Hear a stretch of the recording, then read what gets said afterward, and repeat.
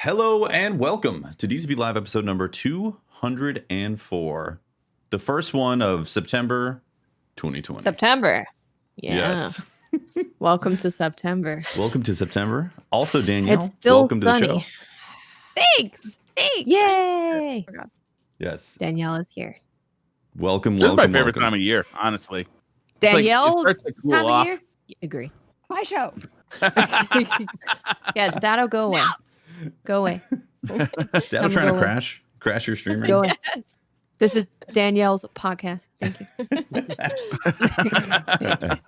So, For you the know, audio listeners of the show, Datto tried to show up in Danielle's webcam.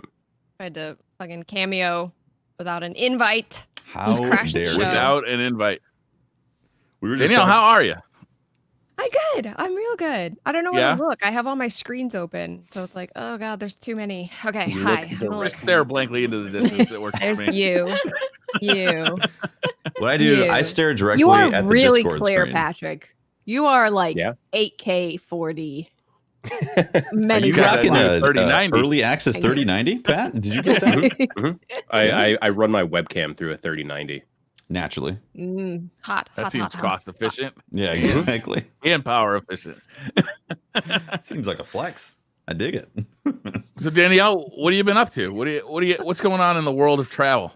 Not a lot in the world of travel itself. In the world of travel, Danielle, I'm about to change my name to Stay Home Danielle and then just off myself because I'm so depressed that I can't go anywhere. Do the I hear thing. you. Yeah. So, Well, you brought things to you though. You brought people to you and fun did. times to you. we which I think was imported pretty friends. smart. Yeah. We got very lonely and we were like, please enter our home and be our friends. Because, Jez and Amy live with us. That's Jez's setup. He has 4 screens and it's a whole bunch of wires. Everyone will be mega triggered by all of the wire non-management, so just ignore. Is your cable management like on point in comparison? In comparison, yes, it's 1,000% better. It's still not as ideal as I want it to be, but I do have like, the thing where you like zip all the wires up and it's like connected to my thing, Cool, but there's tube still like basket thingy. 1 or 2 that came afterwards and I was like, just Mhm. deal with it, just exist. I always Once you have like a cable management solution, like those tubes or whatever, it's Yeah. great until like a month later when you start adding a new wire Yeah. or something. Dude. Then Or it's if you all need over. to do It's all downhill. anything. if you Yeah. tinker with your setup at all, cable management is a curse. An absolute it's a nightmare. curse. Yeah. Mhm. Yeah. I've started the basically- process of moving all my cables away from my desk and into like a wire rack so I can just easily get to everything and not have to worry about, because I have a standing desk that never can stand. Because of the cables? It's just Oh, it's yeah. strapped down by HDMI and power cables. See, that's a rookie mistake. You got to set it up to your max height, then set the cables. And I then- did. Yeah. Yeah. You Somehow you still- still got. Yeah. It Still all strap just yourself gets in. entangled, man. Oh, I wanna play PS4 and I wanna capture 4K HD or 4K video. Oh well, that's a few more cables. Oh, I want an OSSC. Oh, that's a few more cables. Oh, I want a Mister. Oh, that's a few more cables. Danielle, I got a It's question. a nightmare. How do you guys manage like stream schedules? Or do you just go with the flow and be like, if you're going to hear at someone in the back, that's what it is? We vibe it. Yeah. Basically. So Mr. Travel and I basically I call Datto Mr. Travel. So I'm gonna Mr. continue to do Travel. that. Because it's weird for me to call him Datto, and also I don't want to call him his real name because secret identities, and everyone already knows his real name, but I just want them to like forget it, leave us alone. I like to Don't swat think us, of please. Burchard. I like to think of that's his wrestling name, Mr. Travel. You know? Like a luchador. But the or only one he's something? wrestling is me. Oh, sorry. It's a family stream.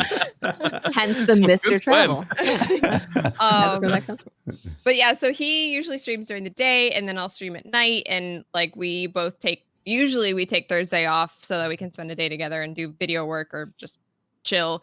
And then Jez streams so intermittently that it's kind of like, he's like, are you guys streaming today? And I'm like, I was going to, but I can switch to tomorrow if you want because we weren't planning on. So it's literally just like every day is like what do you feel like doing today? It's like, I'm not vibing a stream. And he's like, cool, I'll stream. Like, cool. So Nice. Yeah, but then we have done streams where we're both streaming because we're like doing content together. Like we've been doing a D1 playthrough, and at that point, like we just have mega gates on our like microphones so that if you're talking really low, it doesn't pick up, or if he's talking over there, it doesn't pick up. So we just both have to like be right up in here and talk really hard.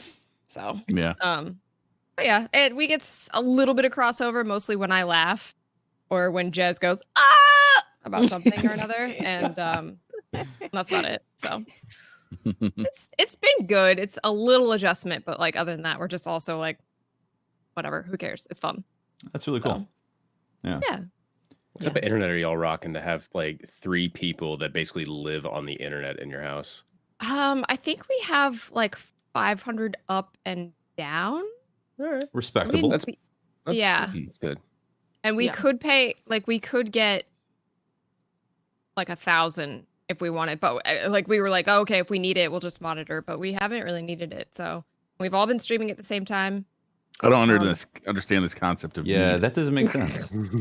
That's because Danielle's Right. not a trust fund baby. That is Yeah, Oh, but it's just like if we ever were just like, oh, we're really chugging along and it's slow, or even a minor inconvenience, we would upgrade. But we haven't even reached it, so Huh. yeah.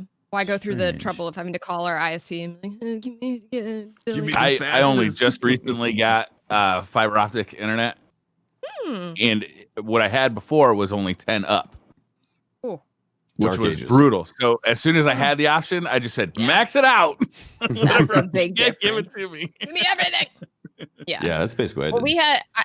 I lived in Kansas City when Google Fiber first mhm. launched, and it was Oh. like That was a long right time in ago. our now. yeah, it was a while ago, and it was like everyone was so effing stoked about it. And it was just like Yeah. hell yeah. The rest of the country was looking at us for once. Mhm. It's awesome. Right? It was like the first time I ever thought about moving to Kansas City. It's the first time I I know. ever actually looked at it on the map, actually. Yep. The rest of the country. Yeah. You're like, huh. hmm. They were rolling Google Fiber out in Nashville, and after like 3 years of them quote unquote rolling it out, they had only installed it on to like 14 addresses or something. Yeah, that's what they because- did here too. It was Verizon, but it wasn't Google. But they rolled it out. But it was just like they rolled it out to a few towns, like the super richest towns in Connecticut, which are fairly rich. Mhm. Yeah, you would know. And Yeah. then left it dark, like in every other neighborhood that they had to go through to get it there. It was ridiculous. Rude. And they got paid like billions of dollars by the U.S. government to do it, to upgrade the internet, and then they just like, They were like, nah, cashed we'll out. upgrade like 2 people. That's fine. bonuses though, right? Eat the rich. $500 million bonuses aren't cheap, man. Right? No, you Yeah. know, Yeah. costs a lot to build a new house in the Bahamas. Both ain't cheap. Yeah, fiber's great. Mhm. And that's DCP's opinion on fiber. Fiber, Yeah. great Yeah. for Yeah. internet and your bowels. Yeah, it's true. I've had fiber for 2.5 years and I feel great. Everything's I'm fine. jealous of you Feel guys though. garbage. I'm jealous of you guys because you guys have, you have house guests, you have people to hang out with, you got friends here. In this time where you're Yeah. so locked down, like you're so limited in what you can do and who you can see. It must be awesome to have friends there and to be able to, it's so much fun, and it's just like it feels super normal. And then you kind of get in a thing, oh, and everyone's working and making content, blah blah, and then like randomly on Monday night, it's like Monday night, we're like, okay, we got a Tuesday reset tomorrow, we're playing T1. It was like, I don't know, 9:30 on Monday night. Jez was just finishing up a stream. I was doing editing or something, and it was like all of a sudden Jez was like, I want some ice cream, I want dessert. So then we all piled in the car and we went to Target in our masks. We got a bunch of ice cream. We came home and we played board games till like 1 a.m. and it was just like Monday night. Yeah, that's amazing. That's really cool. So yeah, it's been really nice having friends. Just Absolutely. invite people to live with you, duh. Yeah. Right. The quarantine bubble, right? Yeah, exactly. So as I'd a streamer, actually- what's been your focus lately? Like what have you been like? just existing.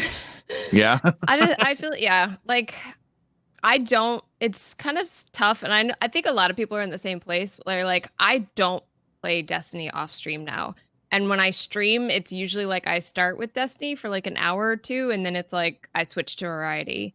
And it's trying to not get burnt out, not get super burnt out, kind of pacing myself, knowing that Beyond Light's coming and it's gonna be crazy. And Mr. Travel's the same way. Like I'm literally, the man does not know how to take a break. And so I have Seriously. literally said, you are taking 2 weeks off in September and that's it.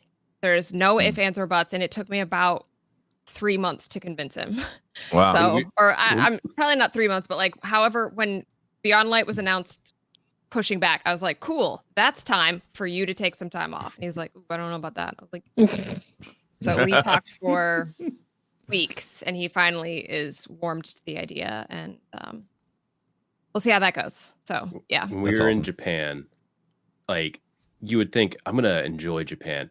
I swear he was like doing Duolingo on his phone for like the entirety of the time there. If he had an extra second, he was either talking to you on Discord, Danielle, or he was doing Duolingo. Yeah. And he was learning kanji, the Yeah. most useless thing you could possibly want to learn for a 2-week trip in Japan. Yeah, Let but me he learn could some read. kanji. He could read it. He just couldn't tell what it meant. Yeah, he's like, I know that letter. He was Yeah, like, he's- I don't know how to say literally anything, but I can tell you what the kanji is for water. Okay, I got you. Yeah. Well, it kind of worked out, Watts, because like you could speak it, and he could read it.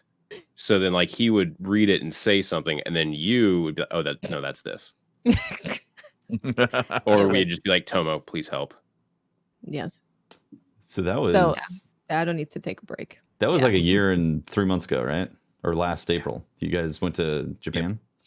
Mhm. Yep. God, that feels like a long time ago. Right? Yeah. Right? That does. I know. Holy smokes. Crazy. It's almost like it was a different time. Well, it was. Yeah, it was. We Danielle. refer to it as the pre-time. Yeah. Danielle. Time before. Yeah, the time. So before the obviously, great. obviously you're into traveling. What is? I am. What's some of your favorite locations? If COVID was not a thing right now, and you were like, "We're I've- going," where would that be? There's so many places. And so like I feel kind of like an imposter because with a name like Travel Danielle, you would think that I've been everywhere, but the name originated from me creating an email address that was like an exhortation versus an adjective. So it was like Travel Danielle. It was like a reminder, like travel, focus on traveling, make traveling a priority, save money for travel. It was like get your head in the right space. Mhm. So it's not an adjective. I'm not Danielle who travels. It's Danielle travel, do it. Almost like a So, mantra for yourself. Yeah. So I've been I like to travel where I either have met people or now it's been a lot of like gaming friends or whatnot. So I went to Australia to meet up with a bunch of friends that I met through Destiny and stuff. And then that's where I met Jez as well. And that was 3.5 some years ago. And I have really good friends in Germany, so I love going to Germany and visiting. Like traveling for me is not about like, oh, let's go into this old church. It's like, let's try some food I've never tried before and like sit and have a really good conversation over Go do drinks what with like the somebody locals who do. has, Go do yeah, what exactly. the locals do. Yeah. Or at least just like get a different perspective on life, or Mhm. just like, so yeah. Yeah, I think that's one of the most important things about traveling. It's like Mhm. people get very focused in their little microcosm of the world, and when you travel, it really expands your awareness. You gain a lot more empathy for the world Yeah. in general, right? Well, you gain empathy for the world because you're seeing things from a different perspective. You also are getting outside your own comfort zone, and you need to rely on other people. Like most of the time with phones now, it's less and less, but like you're in a place where you don't know everything, and that's almost like a hit to your own ego, especially if you've been in the same place for a long time. You're like, I know I'm this, always in a I know place where I this, don't know and everything.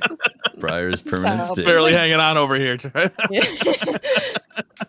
So yeah, it's becoming okay with not being and knowing everything and being super comfortable. It's being okay, being adaptive to new situations, and then it's learning to relate to people that you don't have anything in common with, and The still adventure. understand where they're coming from. So Yeah, that's cool.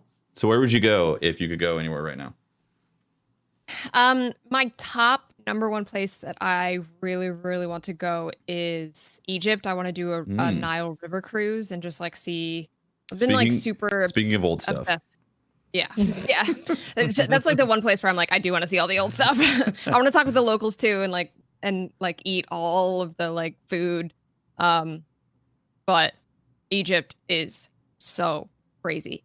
Small fact about Egypt: Cleopatra lived closer to us in time than she did to the people who built the pyramids. Yeah, isn't that crazy? So you think of like Cleopatra as like, oh, they're all from the same time. It's ancient Egypt. But ancient Egypt lasted so effing long that it's like the pyramids, super long, Cleopatra, not as long, us. So ancient Egypt had their own ancient Egypt. Basically. Yeah, they yeah. did. Yeah. They absolutely Yeah. did. So Yeah. There's so that's evidence now fascinating. coming out that some of that stuff might be even older than they previously thought. Mhm. Yeah. You know, like just like like real old. yeah, like Aliens. mega effing old. Aliens. Basically what I'm saying is aliens. There's no way that it's humans. It's aliens. So yeah, Egypt is like pretty high on the list. I also would enjoy to go to Japan because I've heard so many good stories about it. And Yeah. that, and then also I really want to go do like an Eastern European tour, like Prague and like Romania. Vienna, and then like Czech Republic, Dubrovnik, that kind of thing. Just like yoink along the Eastern Europe. So, but I want to go everywhere. There's not a place that isn't on my list. So It's all some fascinating, people are right? like, I wouldn't want to go here. It's just a bit too much. I'm like, I want to give it to me. So.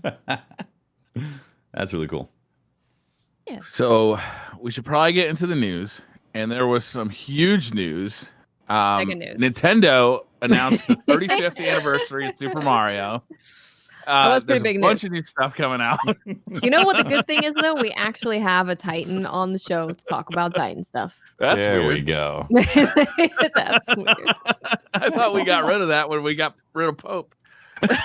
We exiled Pope.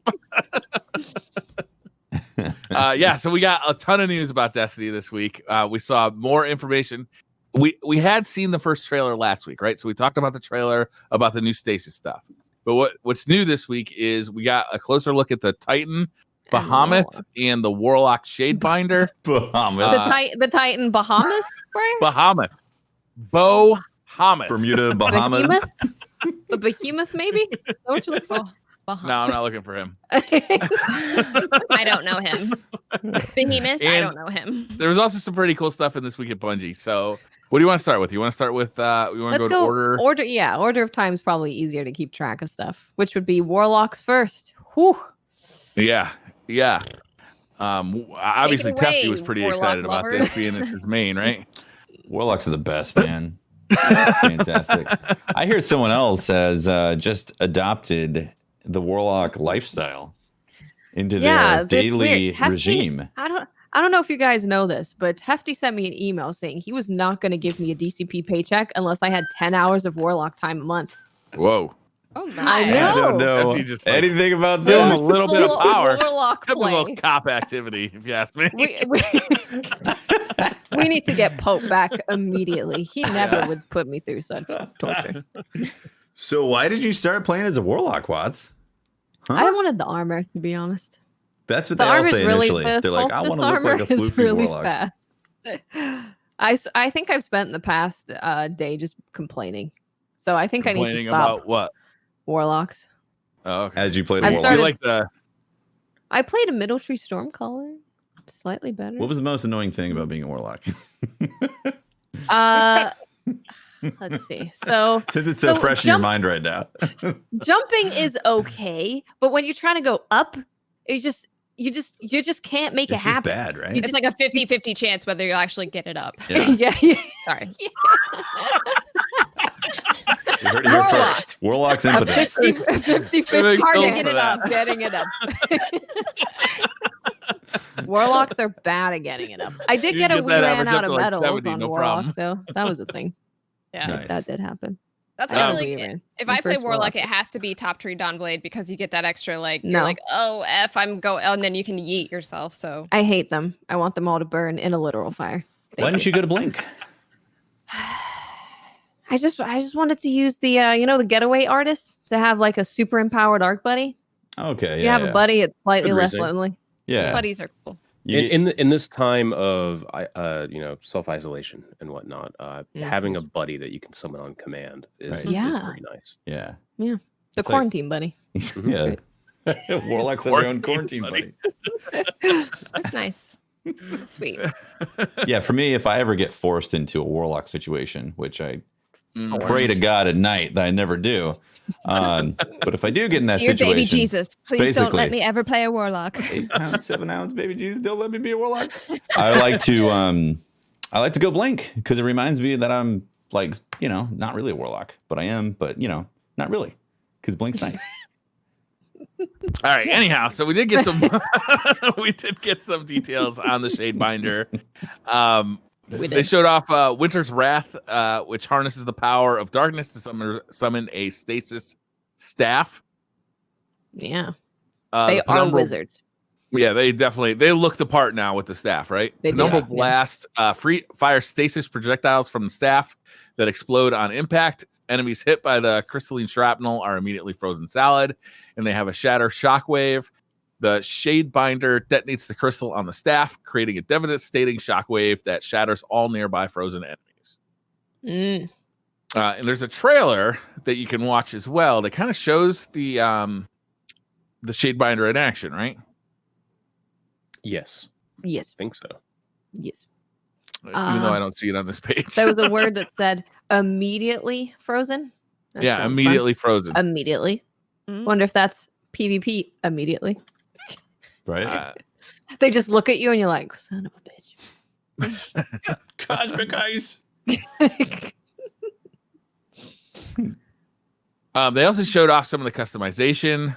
Yeah, it's really this was a new. different. Yeah, it's really a different sort of look.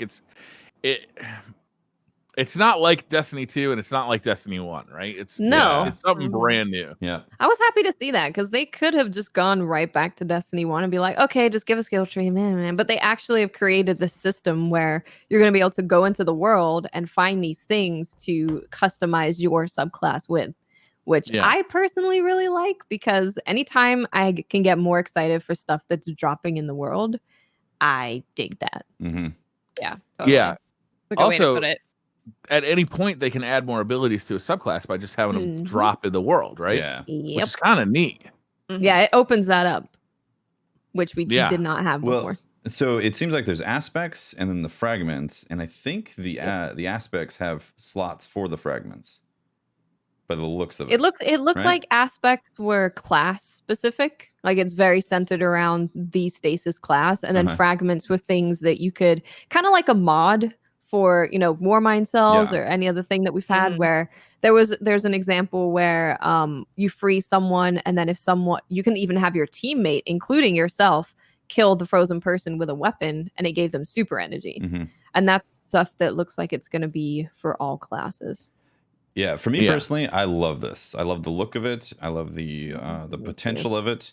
I don't know what potential pitfalls are going to happen that we're going to be complaining about in December about it. I'm all in for this, and I can't wait to see how it gets fully realized with content as you start unlocking certain. I'm assuming some of them are going to be unique, tied to some sort of activity that you can't get, or you wouldn't be able to get it unless you completed the activity. So I'm excited to see where that could happen with this stuff. I'm just, yeah. And then I'm going to be wanting to see that with Arc and Solar and Void as well. Because it's just so Yeah, cool. if it works well, I really hope so. And it's like we said, the thing that really excites me about it as well is it's in the world. So I'm going to get excited when I see stuff Mhm. happen out in the world. Mhm. And this is significantly easier to add to a subclass instead of just being like, oh, we have to create a whole new skill tree. They can add like a new aspect or a Yeah. new fragment, and then you have something new to play with. Yeah. I really like that. They could even do seasonal stuff. Like something expires at the end of the season. They could. Yeah. I'm kind of like cautious about that since what we've seen with the whole the seasonal expiration type of stuff. I'm not a fan of it now, but I could see them trying some stuff and make an aspect or some fragments seasonal that expire at the end of the season. Yeah. Yeah, I mean, it seems wide open for customization. Obviously, there's abilities, but it even looks like you can change your abilities, right? Because there's some that have like no squares under them. There's some that have 2 squares under them. Do you think that denotes like a choice between these abilities? I would think so, right? Yeah, I think it's. Oh, I mean, that's it's kind of true. like what we have now, though. I mean, if Mhm. under like the abilities for the Warlock, it's like there's 1 additional square, so that's just either the Healing Rift or the Empowering Rift, and then under the Yeah. Jump, there's 2 other squares. So it seems like what we have now, just arranged differently, but then Yeah. maybe with the possibility of like additional ones, like Yeah. slots for additional ones, because there's not really Yeah. any room to add more with the Yeah. current subclass menu. This UI is really set up to kind of expand, which is I love that. Yeah. Yeah, I hope it's really successful and that they end up going back to the original 3, and Yeah, revamping you know, it. kind of because I don't know. Obviously, we haven't played with this yet. We might have a different opinion come Yep. like let's say December when we've used it for a while.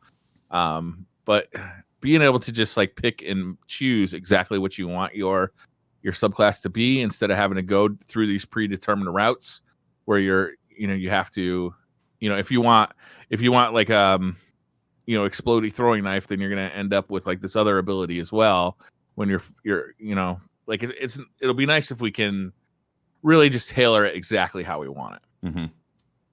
Yeah, and I love the fact that you can you can go even further into creating teams of people doing specific things, right? Because you can have someone that has the fragment where they get their super when they destroy things with their weapon, frozen things with their weapon. Yeah. You can have someone else who, I don't know what other things there are, but maybe there's like a heavy ammo one. So if the team needs heavy ammo, you can have that person like go and get the heavy ammo from it. So you can really coordinate your team to do fun things. Yeah. So I like that a lot. Frost Pulse. Yes, Defeating tell us about Frost Pulse. frozen targets. Just highlighting the fact there's a lot of icy elements. Oh, okay. That's A lot of frozen, frigid, descriptions You can in this. freeze things besides water. Just an You FYI. can. Water's very frozen when it's an ice cube. Not like ice. It implies very cold things. You see the chunk that the Warlock is holding? Looks like a hipster ice cube, right? A hipster ice cube. It actually looks really sexy. And for the Warlock, we saw it was an aspect that when they put their rift down, it freezes things that go into it. Mm. Spicy. Yeah. Frozen You could. I puddle. wonder if you I could like see. set a trap around a corner by like, in PvP, put your rift down around a corner. People come around the corner and get stopped in their tracks. That'd be kind of funny. I don't know how that would actually work though. I think there's something on it that said specifically combatants, if I'm not Oh, does mistaken. it? I Oh, can yeah. go take a Enemy look, combatants. but that'll be interesting because then that is splitting stuff pretty heavily between PvP and PvE. What does it say? Yeah, so it says casting your rift generates a shockwave that freezes nearby combatants, and combatants is only used for the enemy AI bad guys. Interesting. But then there is one that says this aspect for Frost Pulse, this aspect augments their rift ability, which now freezes any enemies caught in the field. Yeah. And enemies interesting, used right? for VP enemies as well. Yeah. Interesting. I liked when they used to say what did they say the Enemies of the darkness. the minions Enemies of of the darkness? darkness. Mhm. Yeah, Yeah. like They can't that say was a that lot more anymore. clear to me. Is that, like this only works against PvE guys, Yeah. They showed the Warlock as well. They showed a very cool trailer with the Warlock. Or I'm sorry, the Titan. My bad. A very cool trailer with the Titan, the Behemoth. The Bahamas. The Bahamas. These guys got the Glacial Quake, the Behemoth. This is gonna be hard for Brian. Behemoth compels stasis energy to attach to their body covering themselves in the frozen darkness, forming a stasis gauntlet. On one hand, increasing their damage resistance in the process. The Behemoth summons a stasis gauntlet. Oh, this is the Shiver Strike. This is their melee. Summons a stasis gauntlet and lunges forward with explosive speed, smashing through anything in their way. Upon reaching their target, they unleash a devastating jab that sends their foe careening forward while slowing nearby enemies. And they have ground control. The Behemoth slams their gauntlet into the ground, sending out tremors of powerful stasis energy that leave crystals in their wake and freeze all enemies in the vicinity. Is ground control like a ground pound? Looks like it. I think that they go into detail about. I feel like they explained it somewhere in the article, like that you could choose between doing one or the other. Mm-hmm. Okay. Because remember, I was in D1. It was the Arc Titan, right, where you could choose to do shockwave. like a shoulder charge or go in the air and slam down, and you could do both of those in the same class, right? I'm pretty sure. The Maybe slam into Maybe the ground not. was the I might be server. wrong. You had to have an exotic No. in D1. Remember, you had. Oh, it was the exotic. That's right. The exotic gave you death from above and the shockwave. Yeah. Oh yeah. Yep. Yeah. So that's interesting. Maybe they can choose which melee they do depending on if they're in the air or on the ground. I don't know. Don't know. Yeah, it looks really cool. Yeah. Danielle, Yeah, as the resident Titan, how do you feel about Stasis Titan? I am bad at speculation. I literally am just like, it could be anything. I'll like it. Here's what I know. I'll like it when we first try it out because it's new and exciting and different. And then at some point I'll be annoyed with something in it. That's what I know. I think it's cool. Like, I think it, I like the Titan smash. Two things that go hand in hand. I'm like, yes, yes. But I do like, one of them says something like, Warlock emphasized freezing, and then Hunter are specialists at slowing the action down, and then Titan using it as creation and destruction. I think that's really interesting dynamic. Yeah. To like be able to like build things. Like I'm bad at jumping puzzles, so if I can build my own platforms, additional ones, I'm into it. But yeah, or just doing the thing where like a bunch of them come up and like controlling the ground, controlling the fight. I think that is. I was worried when I saw the fist that it was just going to be like, oh, this is, your Titan smash, but your arc class, but just now it's frozen, and then you're gonna, explode in a frozen thing. But it feels feels a mid-tier different in which I can get behind. So, Yeah, it's cool. I'm excited. It's very but exciting. I like new things. Yeah. Holtz, how do you feel about all this cold, icy stuff? I want to use this conversation as an example as to why I didn't come on the podcast a bunch. I think it's good to highlight that. Contractually obligated to say no things. Yeah, at this point. It's good to highlight that so that people know. I'm just talking so I don't get fined. Patrick will be all about the 3D Dorito Mama Bird conversation we're gonna have later. God. Yeah, There you go. Don't worry planned about for it. this. It's fine. Yeah, for those that may not know, Holtz contractually can't talk about this stuff because he knows from stuff that he's worked on. So, right? Correct. Yes. Just, Yeah. They have a strong connection to Bungie at Hot Topic, and He sells all the higher up devs the studded belts. He gets all the That's info from that. how would they even type without their leather gloves? Exactly. With fingerless gloves. So from the Behemoth aspect, we learned something else pretty fun about Stasis, which I love that we're not just learning about the classes, we're learning more about Stasis as a whole. So they have an aspect that says shattering a stasis crystal creates a stasis shard, and then this shard grants melee energy when picked up by you or your allies. So not only do we have things that you can shatter the ice with your weapon and you get super energy and stuff like that, we have stasis shards that we're going to be able to create, and teammates are going to be able to pick that up, and it's going to give us buffs and stuff.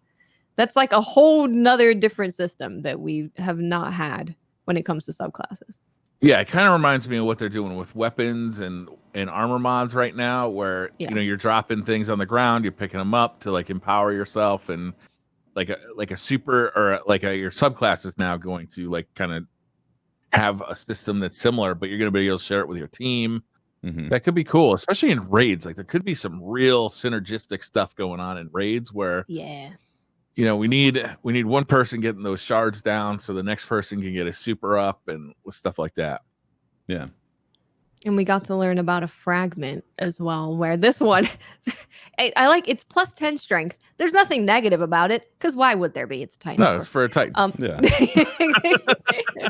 It says slow from your abilities last longer. For those abilities that linger, their duration will also increase. Interesting. That's a lot of words that it seems like a lot of them say the same thing. Like slows gonna all last your longer. slow crap No. gets longer. So Is it Stays up longer. Yeah, if slow gets procced on something, it lasts longer, and if there's a effect that's left on the ground that is a duration, that'll get extended as well. like Okay. if Danielle is making us all new platforms, her platforms are going to last forever There you go. because of the For fragment. so long. One thing I do like, and this is kind of stolen from Mr. Travel's video, which I watched today, and you should too, is like his thoughts on it are, I thought was really interesting, where he said like some of this is more focused on defensive, and we've been so focused on offensive and like doing damage and damage output and damage mods that it feels like we just cut through enemies like butter. And so they could do interesting things to make enemies a little bit more beefy, because now we have, a little bit more defense, a little bit more crowd control, a little bit more controlling the ground and the battlefield versus just like shoot the things, lots of damage, mega damage, super damage, and we're done, so so I think that's really interesting. And playing through D1, oh my god, we are not as powerful. Like, oh my god, enemies take a little bit longer for like everything, even when you're above level, and it's kind of fun. You're like, I need the light to help me cut through these enemies and stuff like that. So I don't know, it's a little bit more immersive, where it's just like spraying and being done. So The power creep is Yeah. very obvious in D2. very obviously, Yes, so, it's very super obvious. I remember I was Well- watching some people play D1 strikes, and I was like, "Holy crap!" I remember how hard this was. Yeah. There's a reason we all had to hide in the back of the map, because those things were so difficult to Yeah. do. It was a hard game. So Mhm. yeah, I like, hopefully they can take this and then kind of beef up some people and spread Yeah. out the damage versus defense play Yeah. style. So It's making things more interesting instead of just give us more damage or give boss more health. It's just making What's the- things more what's interesting. the gun that does the most damage? Give me that. Yeah, And it's like exactly. every other gun is boring, and Yeah. etc. Yeah, I hope they strike a good balance, because one thing I worry about is the fatigue of things just still being kind of bullet spongy after you've balanced it more towards, more mechanic heavy. Like Yeah. that's always a concern for me, because it's a fine balance, and eventually D1 got there, I think, anyways. Because in that beginning, it was pretty intense. Vanilla Yeah. D1, it was like, whoa, this, Mhm. where's Yeah. my ammo? Remember, you had to like use shoot to loot, or loot to wait. What was it? Shoot to loot. Shoot to loot. It Yeah. was like to loot. yeah, you shoot the ammo to get it, right? Oh yeah, And then you had to have ammo synths, because like you'd run out of Mhm. ammo all the I time. missed ammo since, man. Well, you think about it, the game was balanced around those, and then It was. Yeah. Yeah. now it's like RNG for your ammo. But yeah, you do kind of rip through things in D2 right now. You know, Yeah. this whole system of like aspects and fragments and finding it in the world and stuff so reminds me of Final Fantasy materia Mm-hmm. system. And I was thinking that as soon as I saw it. And then I saw Kevin Yanez, who, if you guys don't know, works on all this stuff. He tweeted a picture of this system in Destiny next to a picture of the materia system in Final Fantasy. And I was like, okay, I see what's happening here. I see what's going on. And Leaning- I love that. Lean into the RPG aspect. Exactly. As we Yeah. get more RPG, we're going to get more of these types of systems, which I personally love. I know that Destiny has been and continues to be every type of game, so I'm sure there's going to be some people that hate it. But when are we getting the Wii Sports phase of Destiny? Oh man, I think that's what SRL Guardian was. Tennis. Oh yeah, SRL. You're right. Yeah, I think it's good. I'm very excited about what this is going to mean in actual day-to-day feeling of how the game like just feels more like an RPG. Because like I've always wanted Destiny to move more towards this. You know, there's obviously issues with potential end game control, of people can't get access to whatever type of abilities because you know they couldn't get a group together to go beat this activity. If there is things that are locked behind those, and that is a concern, you know. But I think the game is going to be healthier in the long run if there's interesting RPG elements that keep the PvE side fresh instead of just suddenly that boss is deleted. Next. Yeah. You know? Yep. We'll see. Yeah. We'll see Tuesday for the Hunter. Best class. Yeah, I am looking forward to seeing the Hunter class. Those, what are they? Size? Like what is that weapon that he's They're holding? like giant pickaxes. Yeah, Ice picks. pickaxes. It looks Or a so frozen cool. hatchet. They're just climbing. They're mountain climbers. Yeah. All right. Just trying to You're get gonna need a around. hunter to climb that mountain. Yeah, just trying to summit peaks. That's all. So that's happening on Tuesday. I'm so So we'll excited know for more that. about the Because yeah, Hunters. we said, like Danielle said, it's, you know, Shadebenders, which is the Warlock, emphasize freezing enemies. So they're all just about freezing and shattering. And then Hunter is a specialist in slowing the action down, which gets me really excited because it makes me think about, you know, approaching fights in a different way instead of just, okay, use this ability to make more damage, use this ability to debuff, use this ability to buff. It's like, how can you slow things down to make interesting things happen? So I am excited. Not just about the Hunter, but to learn about how Stasis is going to be used to control the battlefield and slow things down. I'm excited. But let's be honest, Hunter, right? Yeah, I know. Literally Are you in the guys all TWAB. hunters? In the TWAB, they Correct. literally say, you may be wondering, what about Hunters? Don't worry, we're saving the best for last. Sorry, Almost I like don't all our know. community managers are hunters. or Straight out something. of Bungie. Wow. Straight from Bungie. Bungie from acknowledging Bungie. the Hunter is the best class. Yeah. Mm. Wow. Man, that's got to be And then divisive. immediately being debunked by Peach himself. So I don't see that. No, that's Nope. not in the Yeah, it's copy on I the got. article. Nope. Nope. it's the editor's note. Yep. Right below. No, I Yep. don't see that. Nope. They must have sent a special version to all the non-hunters to make them feel better. Mhm. Yeah, probably. That checks out. Yeah, I think so. So they talk a lot about triumphs in the TWAB. Oh man, yeah, this is cool. Is it? Because I didn't find it that interesting, to be honest with you. It sounded to me like if you have a triumph tied to content that's going away, that triumph is going away as well. You're going to keep your triumph score if you've already done that triumph, but they're splitting up triumph scores into two parts, like a legacy triumph score and like an active triumph score, which Active in sounds career, yeah. yeah, active in career, which sounds unnecessary to me. Like why do we need two triumph scores? Well, so the way that things work is like, so you do a triumph that has a triumph score associated with it, and then when that content is gone, your triumph score is kind of gone. So the reason that they're doing it is like, if you're someone who like wants to go after max triumph score, you can go after that and show like, hey, look at my career triumph score. I got freaking everything. And while still showing the active score that you can currently get. So new players coming to Destiny aren't like, oh, I can never reach that score. You know, it's kind of separating the two to kind of respect to everyone's playtime and introduction state. All right. Yeah, interesting. I mean, they're still not ever going to be able to achieve the legacy triumph score or career score. Yeah. My It's okay. main You concern. just buy an account that has one that has it Yeah, done. you're right. Oh, Nice. interesting. I can do that. Yeah, my main concern with like the revamp is like what's going to happen to my current 69 420 triumph score, Ooh. because I worked really hard for that Mm. and I just would like it They are acknowledged Wow. and also respected. they are definitely On going to my be messing time. with that. That's Yep. unfortunate. Yeah, you need to take many screenshots of that and Like that should be your Twitter profile. That should be your banner. That should be everything.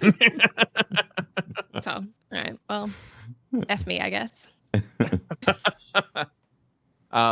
I mean, it seems like an awful lot of explanation to say what I just said. Do you guys want to go more into it? Well, there's more things with like lore. The way that they're doing lore is different. Okay. So now you're going to be able to unlock the lore is going to be available for everyone to read, and they're making the viewing experience a little bit more friendly. That's But you're going to be able to like obtain the page. So it will say there's 10 pages in a lore book. It will say that you've obtained, 5 out of 10, 7 out of 10, 10 out of 10. So you can earn those pages still and get score and stuff, but you will be able to read it no matter what, which I think is fantastic. It allows, lore collectors to go out there and collect lore and enjoy that. But it also opens up the lore of Destiny to everyone in game for them to be able to read. So I like that. Yeah. This whole like screen is getting a revamp, right? It's all getting reorganized and reshuffled. Looks really Hopefully nice. to be a lot easier to find. Like I have trouble trying to figure out exactly what I'm trying to find in there. So I hope that it's going to be a lot easier to kind of navigate all this stuff and find exactly what I want to find. Having pages though, like if it's set up like books where it's all just like organized for me, it should be nice. It's going to have a cover. You're going to be able to look at it and go, this cover looks uninteresting. I shall skip it. It is not worthy of the Behemoth Briar. That's right. Briar Bahamas. They went into titles, like titles that are staying and titles that are going. Oh yeah. Which the one really cool thing about it is that we got to learn that there's going to be 3 titles coming with Beyond Light. So you're going to have Beyond Light, which is like the story stuff. Season 12, because of course the season comes with the new content, and then just straight up Redacted. So just a whole other separate title that has nothing to do with anything we currently have. Yeah. Which is exciting. Is it? It's going to be like I don't even know what it is. Like I don't even know if it's referring to the season. Nothing. It's Aldrin's daddy. I think what they're going to call it, Icy. Aldrin's daddy. Icy Hot. Icy. Ice baby. Icy. Or Ice Vanilla Ice. Ice. Baby. I want my title to be Cosmic Ice. Hopefully that's what the Beyond Light one is. Mm-hmm. I hope Cosmic that's Ice. the intro song when you first fly into Beyond Light. Bum bum bum ba-da-dum bum. I wonder how expensive it is for them to use it in a trailer, because I kind of need It can't be that much. The guy's like on home improvement shows. Did he lose the $50 copyright and battle? a coupon to two cheeseburgers, Cosmic and Ice. he's all set. Damn, that was ice cold. Wouldn't it? Wasn't that a David Bowie song originally? It was a Queen song. Oh, Queen song. My Queen. bad. Yeah, Under Pressure. Yeah, and he sampled it and Didn't he lose that? arguably made it even better. Argued by whom, I'm not sure, but somebody's arguing it. Yeah. So the ones that are going away, the titles that are going away are Shadow, Reckoner, Blacksmith, Wayfarer, Chronicler, and that's it, right? And then seasons 5 through 11 titles, of course. Those are they're season specific titles. That's a lot. Yeah. That's a Danielle, whole how do lot you of feel score. about the Destiny content vault? Like as a whole, like what's your kind of like? I like new things. And I like I don't know. I so rarely go back and play half of this stuff that I'm like, I'm fine with it. So I know a lot of people are like, I don't know, it's almost like nostalgia, or like they have an emotional attachment to like certain places or blah blah blah. And it's just like I'm like, what's next?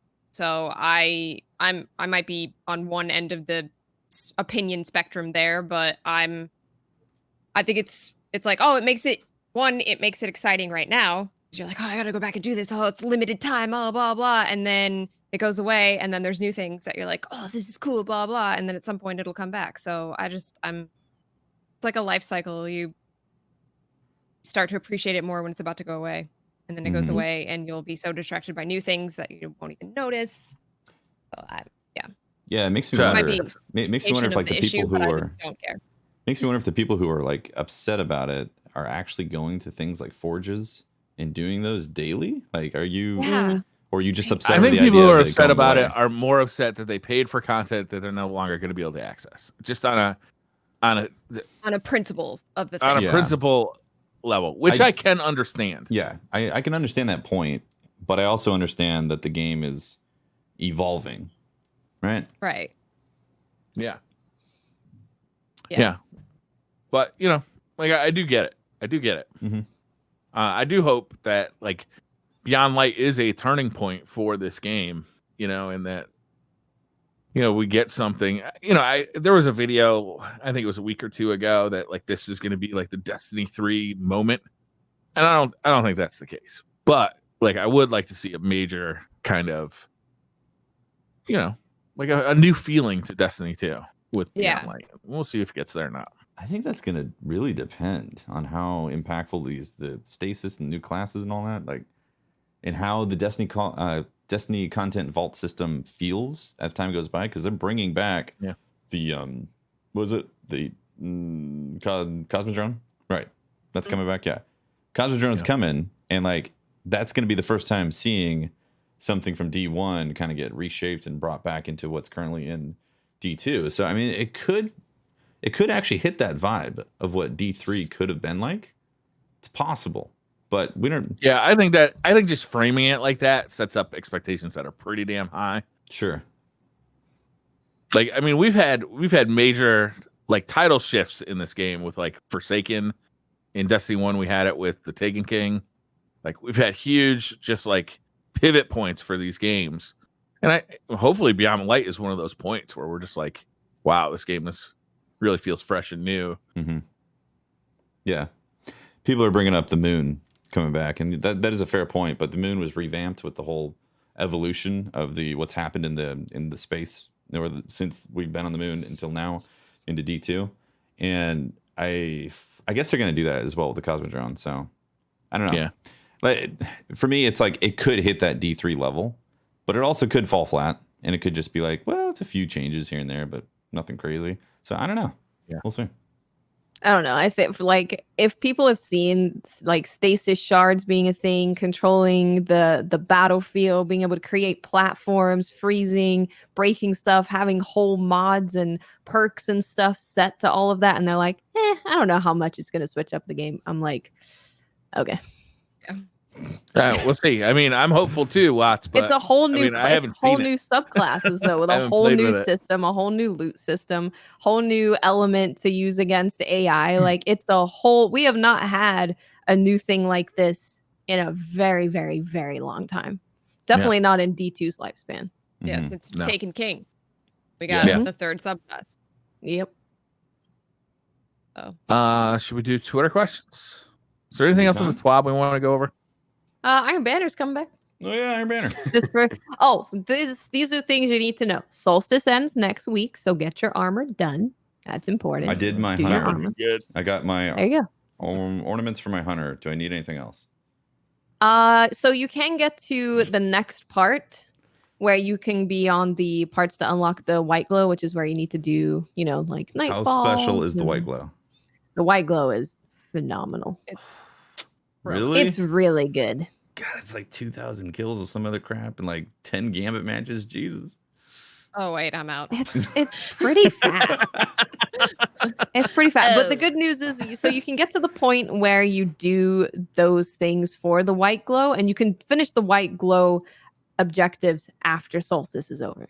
Oh, you can? Oh, nice. Okay. Yeah. That's nice. You shouldn't have told me that, because now I'm gonna I'm coasting until like November 10th. Cool. Yeah. Oh, should and we do Iron questions? Oh yeah, Iron And Banner. Iron Banner next week. I'm disappointed Iron Banner's that what, it's the the same auto weapons. rifle and the sidearm. Isn't it the same? Sidearm's the best. Yeah, we weren't even supposed to really have another Iron Banner, right? So it's just like True. bringing back the same stuff. Yeah, I mean, I've actually been enjoying Iron Banner. Same. Like I play for a few hours and I'm like, okay, that was fine, But I am disappointed that there's no alterations of the gear dropping. Yeah. Makes me excited for them cutting down playlists, because Iron Banner generally feels pretty good now, because it's there's no skill-based matchmaking, it's connection, so that's great. And it makes me excited to hopefully have a bunch of people in one or a couple playlists instead of spread out across this giant playlist map. Because Iron Banner does feel good. just Yeah. consolidating all the PvP people into one spot. Yeah, not bad. That's good. Cool. Should I mention something before we go into questions? Yes. Is it your psoriasis? Because nobody wants to hear about it. You don't want to hear about my specialty formula itch cream My for psoriasis. psoriasis? If you would like to order this itch cream, you can actually subscribe to our Patreon, DCP. It helps support the channel and keeps it. If you like what we're doing and want to go further, you can always support us on Patreon, that type of thing. And there is no itch cream. I'm sorry, I lied about that. Yeah. If you subscribe to Briar's OnlyFans, he will put the cream on himself, and you can buy that. That's right. In Mostly video I'm just playing format. with my mister over there. We need some seductive pictures of Briar diddling with his mister. That's what the internet needs. Danielle, Wow. Mister is a retro game console. Just FYI.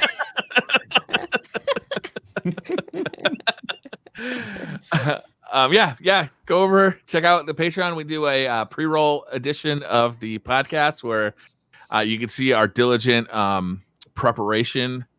Really, how the sausage is cooked really goes into. Yes.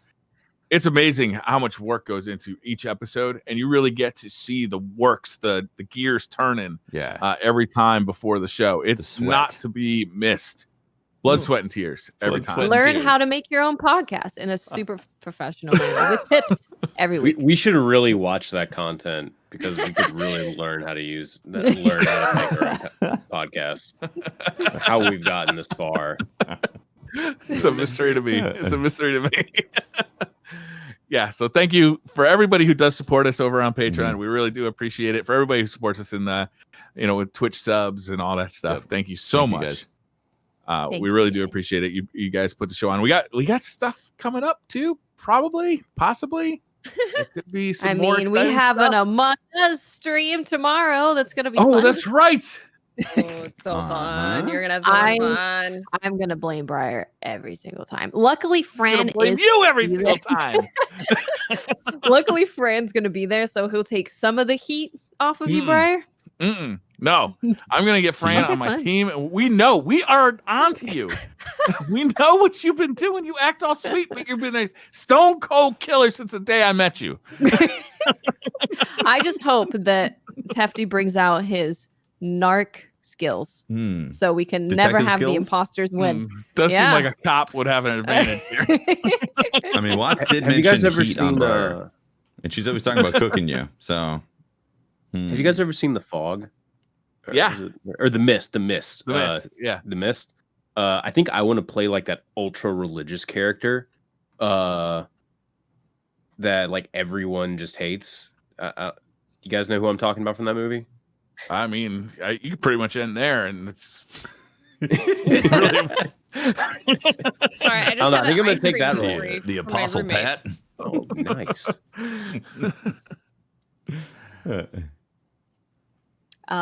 Yeah. carry on. So 12 p.m. Pacific. yes, 12 p.m. Pacific. We're gonna be playing Among Us. It's gonna be great. yeah, it is going to be a ton of fun. There'll be a lot of laughing, a lot of making fun of each other. The usual. The usual, but like there's a game for that apparently. Yeah. Twitter questions. We have. We're gonna pick on Danielle a little bit here because we had a lot of questions for Danielle. Bring it on, baby. The Great Macaulay says, "Oh wait, I'm sorry. First, this is a follow up from last week. Okay. He asked about charged melees, and Briar read my name wrong a few weeks ago, so now I'll refuse to use my handle. And he asked Danielle, "What's the best drink and snake?" We haven't asked that one in a long time, so I That's figured true. why not That's a pull it long out time. of the drink and snake. Did you just get a sundae delivered? Yeah. Jez and Amy just came up the stairs, and Amy was like, "Do you want this right now?" And I was like, "Yeah." And she just gave it to me, so I'm eating it. Refuse. They went somewhere at some point. I'm benefiting. Best drink is Advanced GG, Mr. Fruit Cherry Limeade, and also G1 Gummy Bear. They're tied. These go travel. And snake is probably a cobra. Probably. Cobras Nice. They're badass, yeah. They are. Andre PKGT says, can you talk about how I think this is recruited by G1? How much changed? How much did it change your streaming and content creation in an esports org? So G1, I think, is in a bit of a transition because they started as esports, but like Destiny esports is like it's just not there yet, or it might not be there, and that's okay, because even like esports orgs now, like 100 Thieves, are like focused on content creation, or at least that's a part of their like offering. And so I think G1 is when Kenny DM'd me and we were talking about it, it was, you know, I was like, do you know what my KDA is, bro? And he was like, literally never talk to me about stats again. I was like, okay, then we can perhaps come to a deal. And so yeah, it's I'm a content creator for and I would even just say it's a content creation org at this point. We have some really, really talented, super mega fraggers. And then we also have me, and I say dick a lot and giggle. So, Same. So there's a spectrum there. And I think everyone is equally important. It's like content is king. If you can get people's eyeballs on your stuff, it doesn't matter how you do that, whether you're mega fragging or you're saying dick in an endearing way. That's kind of the future. And so yeah, how does it change my content? Not much. I think there is a little bit, like, now that I have the G1 tag, you know, clan tag in Destiny, I do feel like every time I'm like killed in PvP, I'm like, are they targeting me because they think I'm supposed to be good? Or I've had many people come my stream like, how are you in G1? And I'm like, doesn't matter. I still am. I'm awesome and you're because I'm pretty cool. So Exactly. So yeah, there's a little bit of like, oh, I wish I was better at PvP, but then it's just like the content that we've made. That's we have so much in the like backlog. Like we've done a Fall Guys that'll be coming out. We just did Gigs and I just Sherpa'd 4 other raiders through a legit Riven, which they had never done. Gigs and I were the only ones who'd done Riven legit, so we literally did that today. And just like, there's so much fun content that's coming out that's not like focused on fragging. So Awesome. Spectrum. Yeah. Goes all over. Nova to the Face says, who's the least trustworthy crew member you've ever played Among Us with?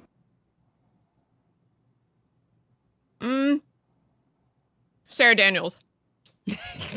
Damn.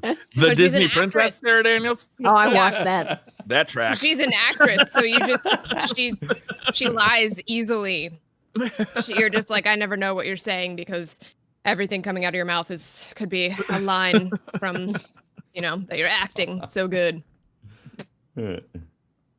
Liz says, how did you get into martial arts, and also why are you a badass? Thanks, 50. I wouldn't qualify myself as getting into martial arts. I just I can kick really high. That's it's been like a party trick. Where I can like stand in a doorway and kick the top of the doorway. And so it was like, you know, whenever you're at a party, you're like, oh my god, look at how high I can kick. And it was just in my Twitch bio when I first started on Twitch. It was like I like to laugh a lot and I can kick really high. And of course someone was like, how high can you kick? Like, this high. And then I just kept doing it. And then I got one of those because it was exercise and also was getting me out of my chair. And so yeah, I do not have a martial arts background. I have no training. I took a kickboxing exercise class a couple of times.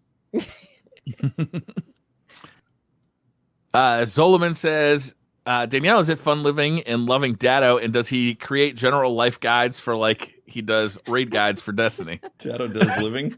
Here's how you do your taxes. Oh man, I could use that guide. Yeah, right? It is little PJ he does not make life guides, but he in general is just optimized to everything. He's very productive. He's very like, let's wake up at a good time. And I'm like, but We can make our own schedule. But what if we just stayed up all night playing and getting really drunk and then woke Playing- up at like 3? Yeah, playing video games. So yeah, so it's real good. It's extra mega good. So we get along pretty effing well. And yeah, just next question. Otherwise, I'll gush for like literally the next 4 hours, and I'm gonna be like, "Ugh."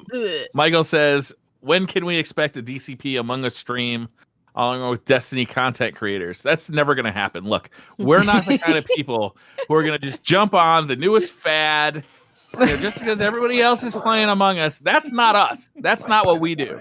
By the time like they hear the podcast, it will have already happened. Oh, we're doing one? Oh, We're doing that.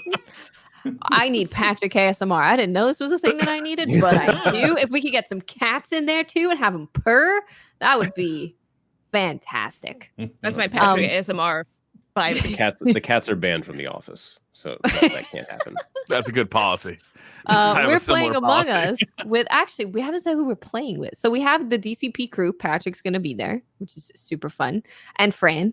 But we're also going to be playing with Blushes, Geek Chick, Fallout, T-Rex, and then I think some people may be popping in if they are able to come hang out. So we have a really awesome group of gonna be fun. fantastic people.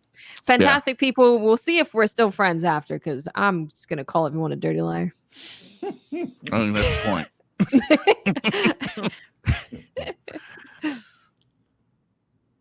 Jimmy says, given that Venus isn't coming back, at least that we know of, how do you think we'll enter the Vault of Glass when it makes its return, given that the entrance was part of Venus's patrol space?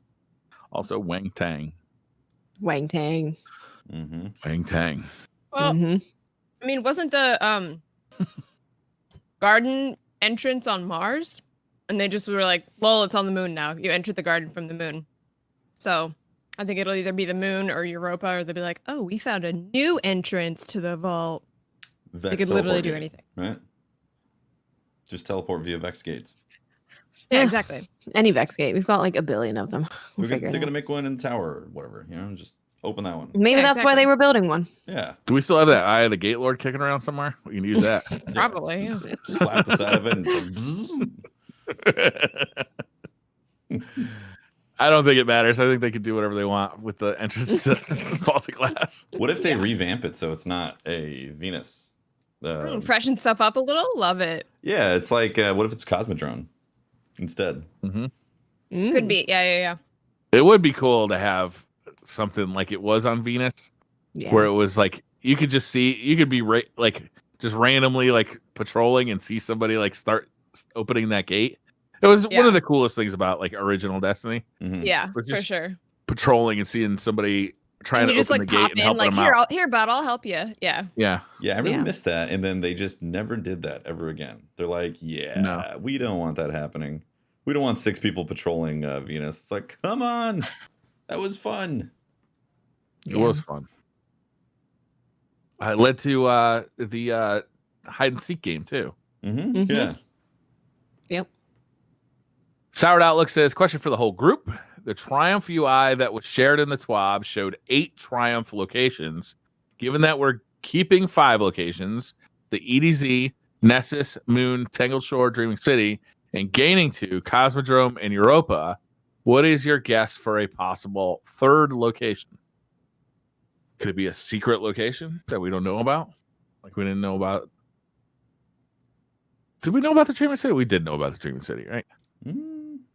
Kind of. What are these all definitely locations? Like I know the Dreaming City one is. Yeah. And Could it be and the tower? spider on the Tangled Shore? Yeah. Are the rest definitely locations? I don't know. I think the top right one is the moon. But like the other ones, I was like, could be anything. Hmm. Yeah, that's a tough Deep one. Zone Crypt. Yeah. What does that look like? Yeah. It could be the. I would like it if they made the Maybe it's a Deep Stone Crypt unisex something. bathroom. Could be. Yeah. Available to everyone. Mhm. It's Uranus. I have heard a lot of people. I have heard a lot of people saying that one of the symbols was on Aldrin's concept art. which is very interesting. I've heard that said a lot of times since this came out this afternoon. It's Aldrin's Ascendant Realm. Aldrin's shag pad. I'm in. Sign me up. It's a social I have a hot space. for Aldrin. He's just misunderstood. Yeah. Colin Burns says, "Hi everyone, really enjoying the show, and thank you for all that you do. Would it be possible to at least limit the eating Briar jokes a bit? No. It feels like the joke is becoming worn out." No. I agree with Colin Burns. I Colin don't Burns, you bring think up a this good joke- point. No, I don't think good it's point. possible to wear out this joke. That Boy. made Based on how absolutely we- no sense based- whatsoever. No, every time Briar says something and we flip it into eating Briar, he giggles. So clearly it's hilarious. Yeah. Exhibit A. That's not a good. That's not a good marker for if your joke was funny or not. Is with whether I laugh at it. Am I allowed to keep saying it if it's not actually a joke? Oh, That wow. was The a joke's nervous if laugh. it's not a joke. It's like- You need to bring a knife sharpener to the podcast. Be like, A sharpen knife a what? knife. Watts needs to bring a knife sharpener. When we're talking about Yeah. this, being like, Maybe I'll put that sound effect in my mixer. nice. Yeah. Just play it. Every time Briar says something that sounds delicious. Sorry, I need to reapply the That lip gloss backfired. because the ice cream. is a lot. Lux the Himbo says Super Generation has been a hot topic in the PvP scene lately. How would you go about changing how we gain super energy during matches? I.e., change the intellect stat so the higher your tier, the more super energy you get per kill, instead of passively getting super energy. I don't think this is going to happen, Lux. I think you're on the wrong path here. Wasn't that how D2 started? Like you only got super Yeah. energy from kills? I don't think that's going to happen. It's very so as much as I would like it to be, you know, if you're fragging out, you should get more supers, which I mean you generally do, but it's going to be very, very difficult to have a PvP playlist that is accessible to more people if people who aren't that good never get to use their super. Yeah, and you know what sucks? Never getting your super during a PvP match. Mhm. Like, it does. sucks We hard. hated it. You in the beginning of D2, you could be nuts and you'd get one super still. Maybe you could squeeze two. And people were like, I hate this. So I don't know. Maybe there's something that they could do that would be interesting. But I think trying to have people who aren't that great pushed out of PvP and not having a good time is not going to end well. Yeah. No, that's not the way to go. Then you end up with empty playlists filled with nothing but the sweatiest of sweaties. Yep. You have what happened in year one of D2, and it was just not very fun. The Omega 222 says, "What's one character you want in game to have an actual reaction to us embracing the darkness? Something like the heartbreak and divide between Ikora and Zavala in Forsaken, or when Ikora looks to us as a friend during the season we built the Vex Gate." I mean, Zavala and Ikora, I think, are going to be pretty disappointed that we're embracing the darkness. They trust us. Where And then, do they? I think Zavala definitely doesn't. Although Zavala's trying to get in Eris's dude's a underwear, cop. so I don't know what he's thinking of doing. Mhm. Patrick knows that this is canon. No, I was very confused by the statement you just made with the really. You think he's trying to get with her? Zavala was 100% flirting with Eris during that 1 week of story mission. He wanted it. There was some sexual energy going on there. Well, a little of that third eye, you know what I'm saying? Eris is hot.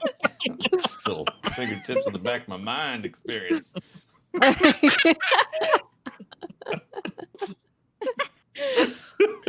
For the audio listeners, Patrick is having a crisis. Oh, yeah. He's definitely, yeah. There's a lot of foreheading going on.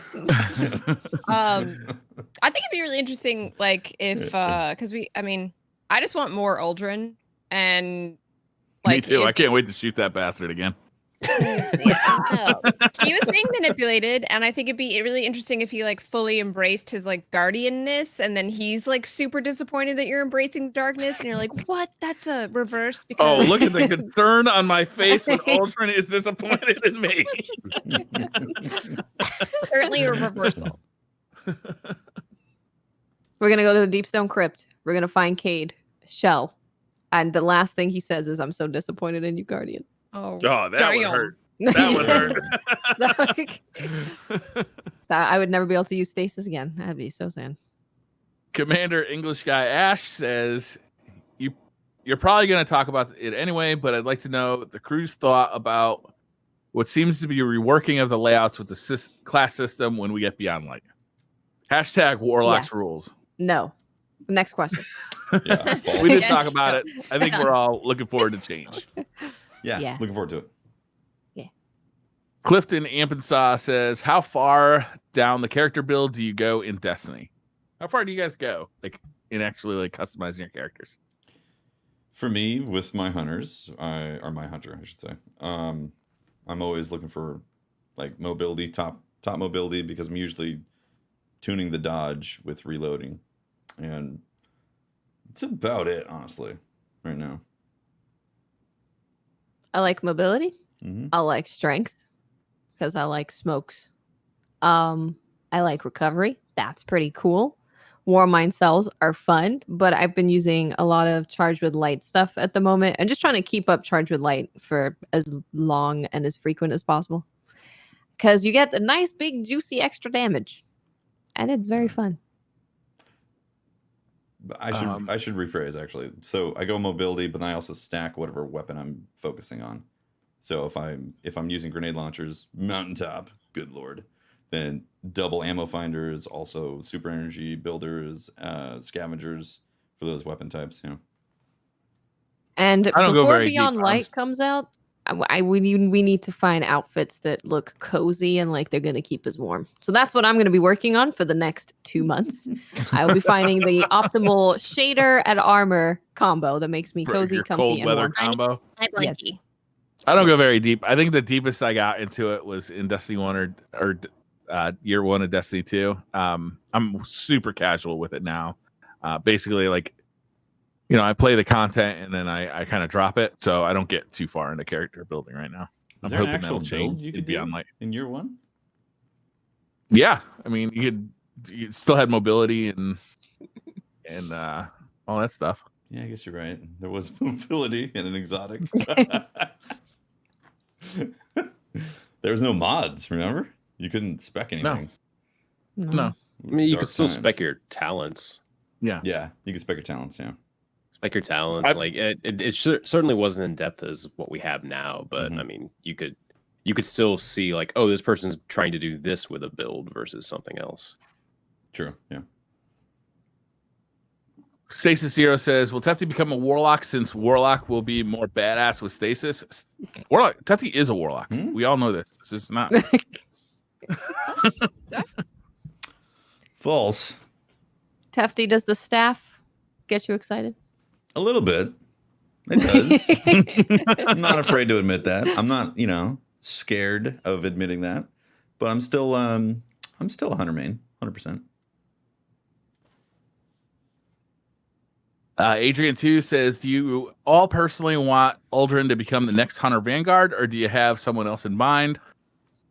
Also, I stand by that bottom right border. Ain't right, so no podcast clips. No bottom right border this time around. There's 5 squares. I don't want him to be the next Hunter Vanguard, but I do want him to reappear so I can shoot him again, because apparently the first time didn't take, so I have to use a bigger gun. See, I want him to reappear because his story is going to be super interesting. Like, just seeing Uldren as like this new person, but he's still like Uldren, but not Uldren. It's a really interesting storyline. I don't want him to be the Hunter Vanguard, though. No, no. I'm all about Uldren. He's being manipulated, and now he is a clean slate, and everyone's mistreating him. I hate that. But he was an asshole in Destiny 1. He was still being manipulated by his sister in Destiny 1. Okay? He's always been manipulated. He's always trying to please her any way that he can. And she's been just like stringing him along. So, anyway, still does not belong in the Hunter Vanguard. Somebody who's it's gonna be Anna Bay. She's gonna be like, whew, Mars is exploding. I'm moving in. Annabelle, I'm all about. Yeah, she'd be awesome as a Hunter Vanguard. She would be Get up out of there. fantastic. And then she could just like, we could go back and forth between Zavala and Anne, and they'd just be like bickering about Rasputin. That'd be great. Zavala is such an old fogey that doesn't want to do anything exciting. Yeah. I agree, Anna. You know what Aldrin's going to do? He's going to take over control and management of Gambit. Oh, then I have to play Gambit. Just to see. think about That that, seems Brian? like the punishment fits the crime right there.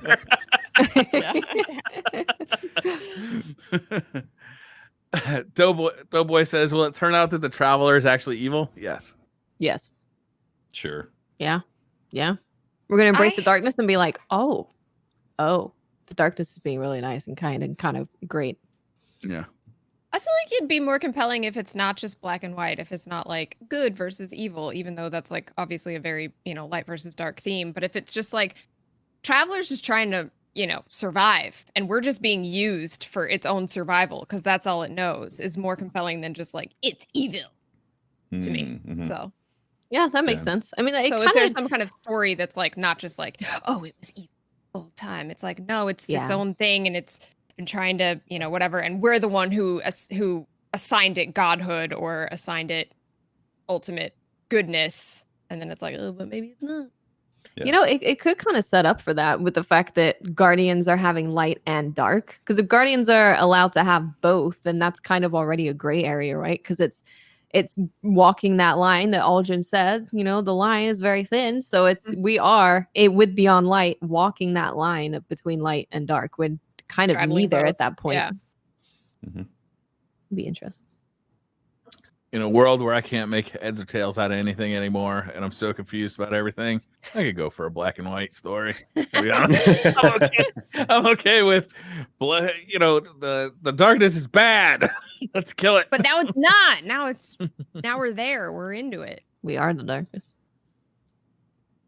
Gigo says, do we take for granted the artwork team behind Bungie creating skyboxes and locations and gear and weapons? I feel like the effort put in by those teams are ruined because of the Destiny community's insatiable hunger for content at an inhuman rate.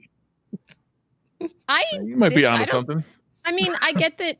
I feel like everyone, no matter what, like the start of every complaint is like, this game is so effing good looking. However, this is annoying, blah, blah. So I feel like there is like mad respect for the artists and the world and the skyboxes, and everyone's just like, holy dick, it's so good looking. But also, this is really annoying. But also, Mountaintop, why? Stuff like that. Yeah, I definitely get the sense that there's a reverence for the art team. Anytime there's a discussion about the game looking a certain way or whatever, like the experience of Destiny, it's always the art team knocks it out of the park every single time. It's like stunning. Yeah. And the people who are going to complain and bitch and whine about stuff, we're going to do that regardless, no matter what. If the game looked like, no matter. Minecraft, they'd be like, looks like Minecraft, but man, these mechanics suck. I hate Mountaintop, blah, blah, blah. PvP this, Madeline Bell says, do you think the Stasis subclass will make PvP better or worse for casual players? It's going to make it hyper competitive, super balanced, and become the new esport in 2021. Quote, put it on the box. I love that.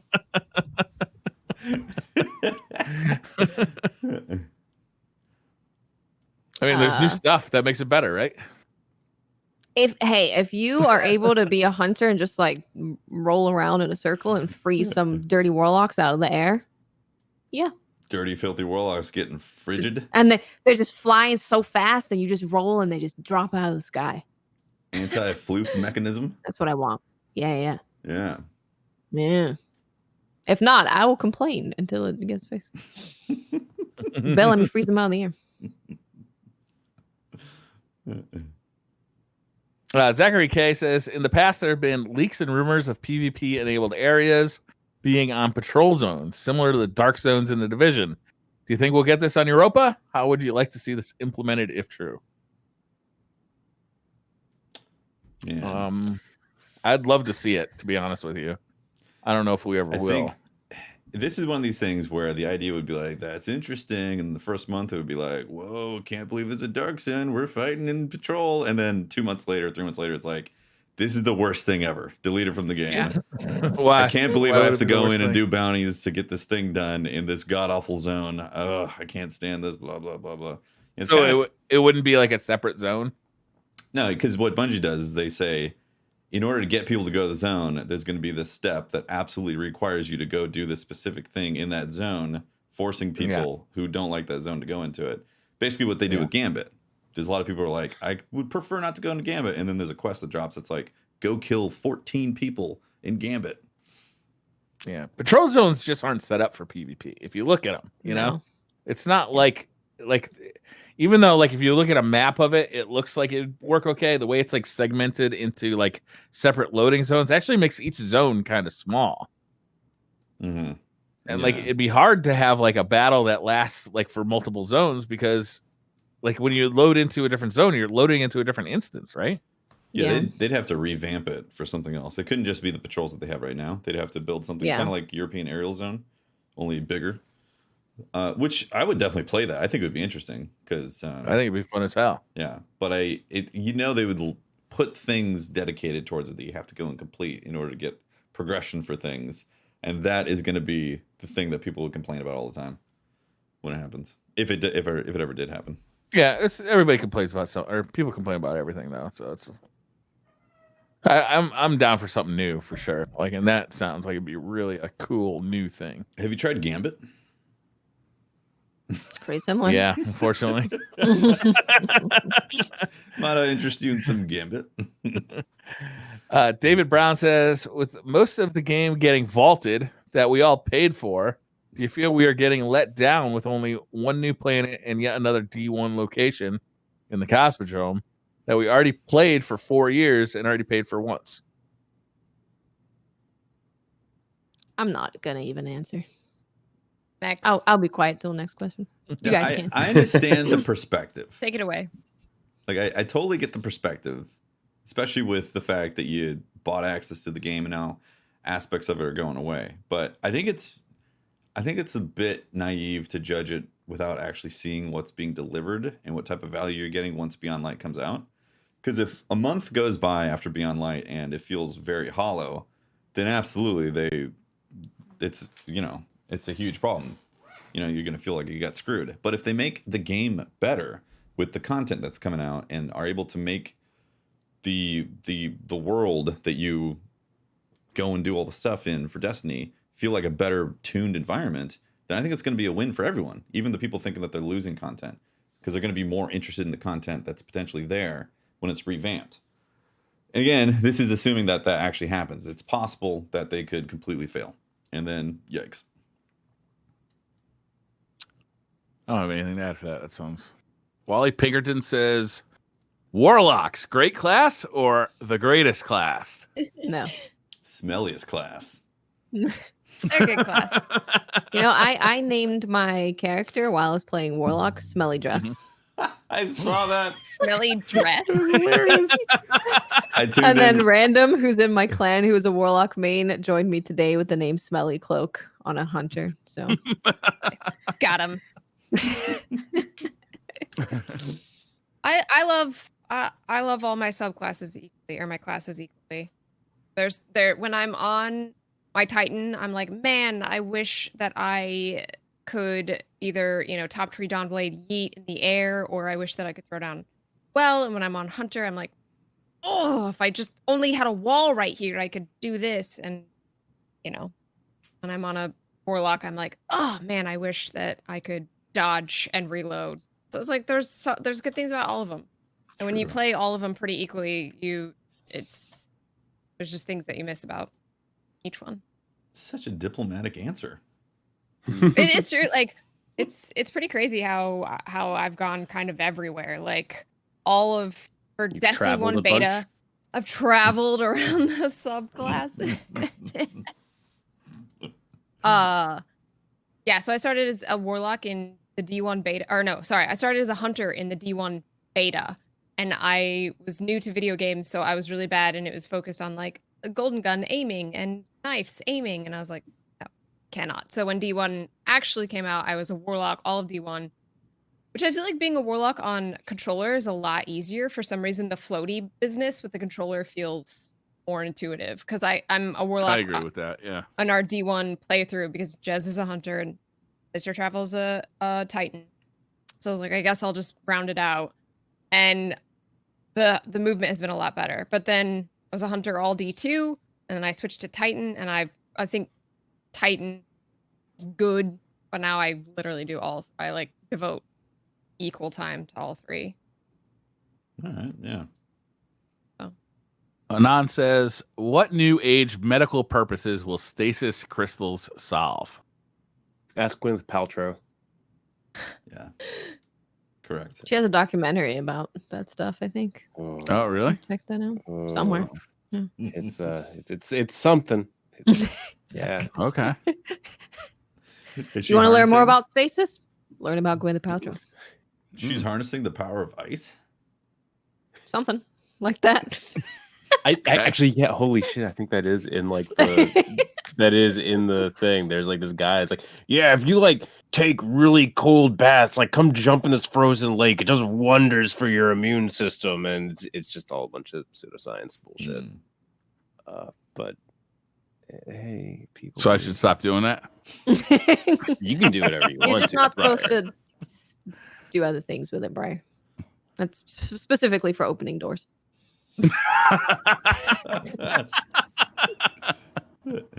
Doughboy says, do you think Bungie will eventually vault the current subclasses to rework them once we get 3 darkness classes? I don't think they're going to vault them.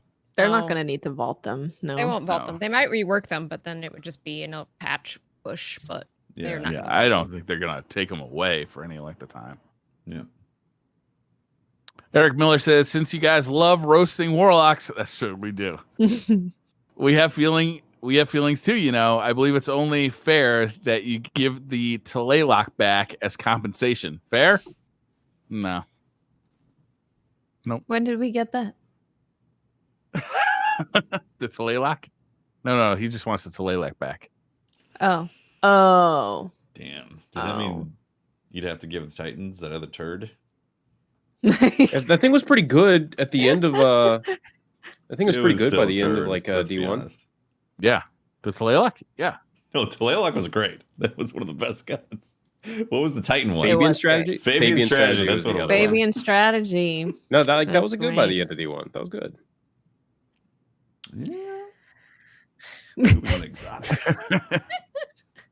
Ishka says, I've officially hit my wall after playing Destiny practically every day since Shadowkeep.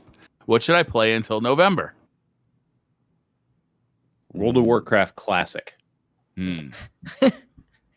I challenge you to reach max level.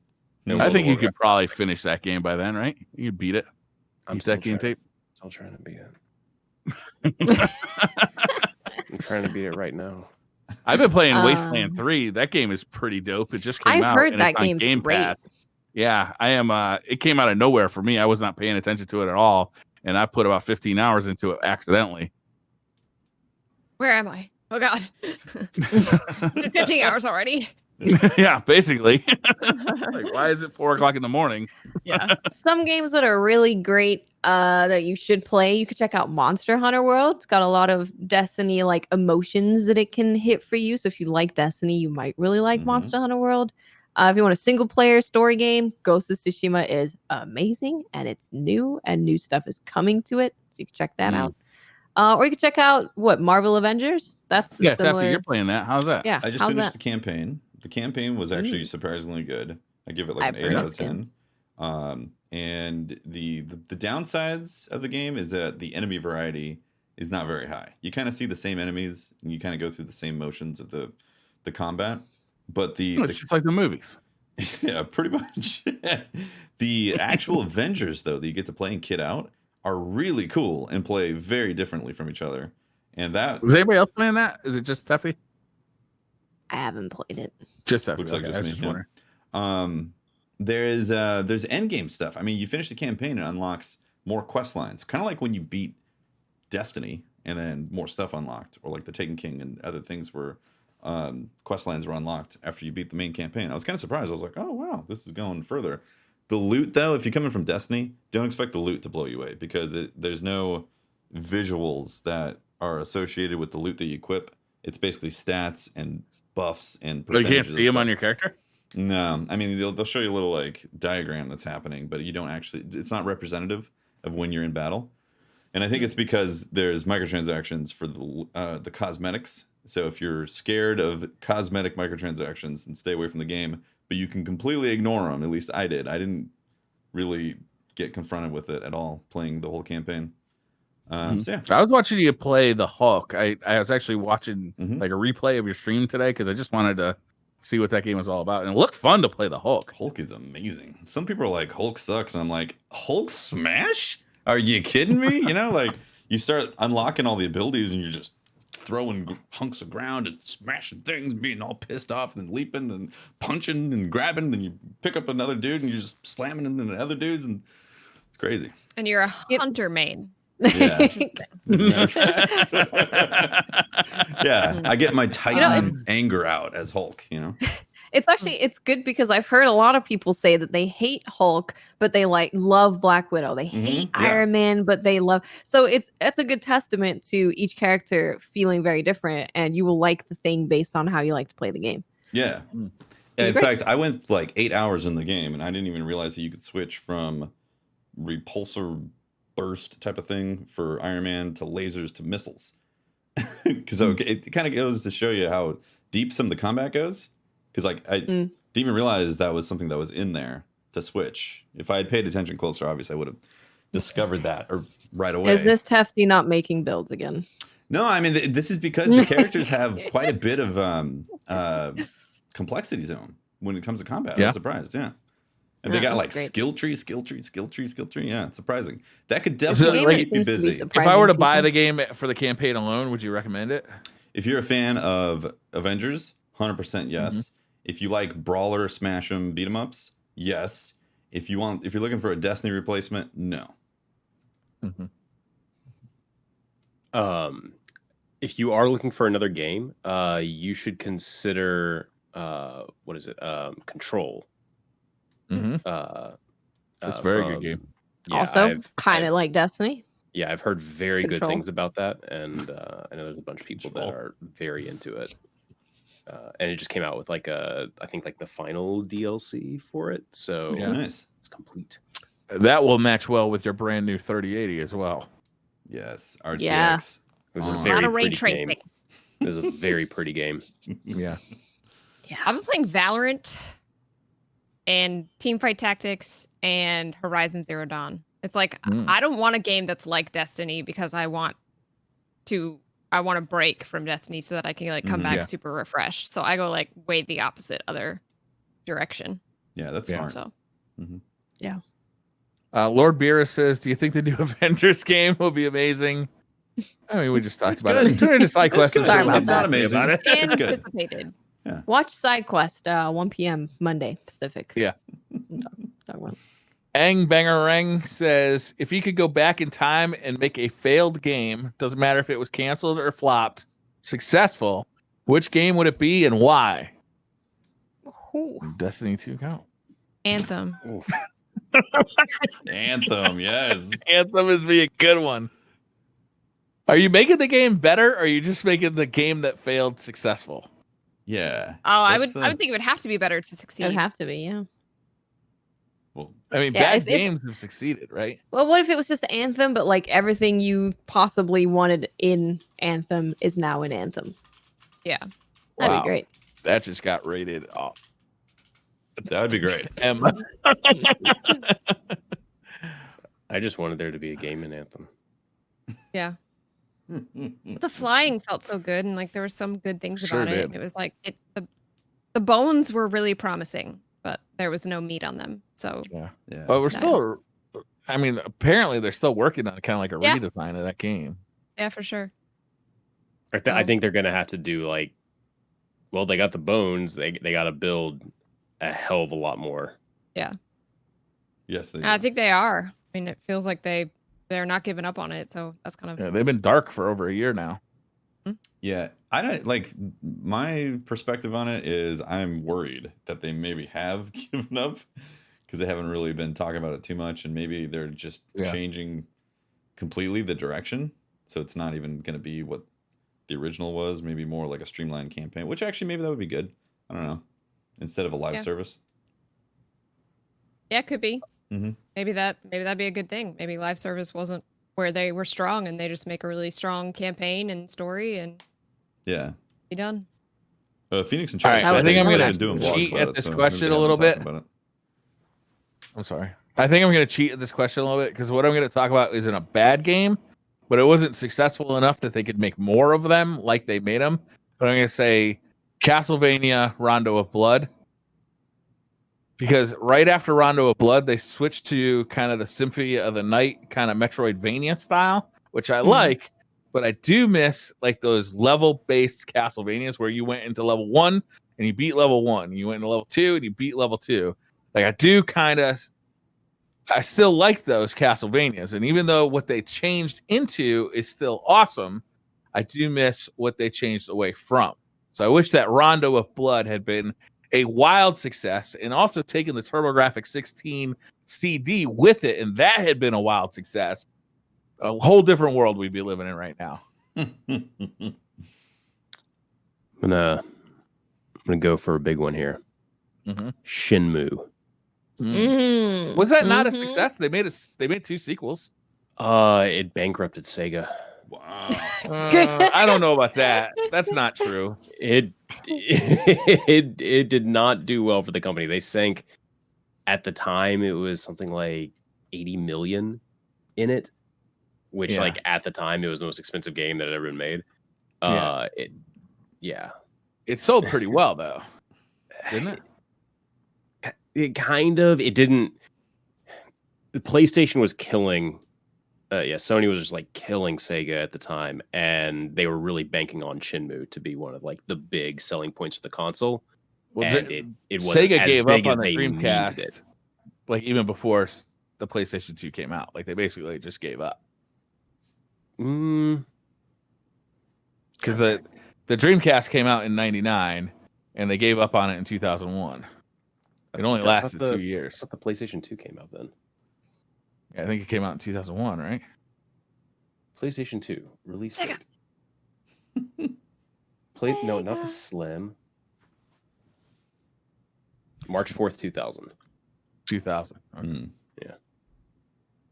Yeah. So if I remember right, that's like the history line there. But anyway, yeah, Shenmue was the reason it was so like interesting was it was like the first open world game. Also, you look for sailors a lot. Yeah. You ask everybody. Do you know where I could find sailors? You know where I find sailors? Have you seen any sailors? Hey, sailor. Quick clarification. So people were saying in chat that they are for Anthem. They are doing blog updates and all that. So apparently there is stuff going on. I just haven't seen. Yeah, I feel like they're like going dark because they're literally doing the development cycle that they didn't get a chance to do. Before it came out. Yeah, I feel like I haven't seen articles. Look at No Man's Sky for an example of what to do to remake a game. Exactly. Those guys knocked it out of the park the second time around. So I had food delivered from Mr. Travis. I'm gonna eat. I'm so hungry. So you went. I ate my dessert from first, a Sunday to some pasta. Delicious. Carry on. Mac Grunde says, do you think the new 30 series GPU family prices will affect the console prices? No. Nope. Yeah, different markets. I mean, similar markets, but still very different. I think you guys are crazy. I think for Sony and Microsoft, well, specifically Sony, not to be looking at those GPU prices and being like, they're that cheap.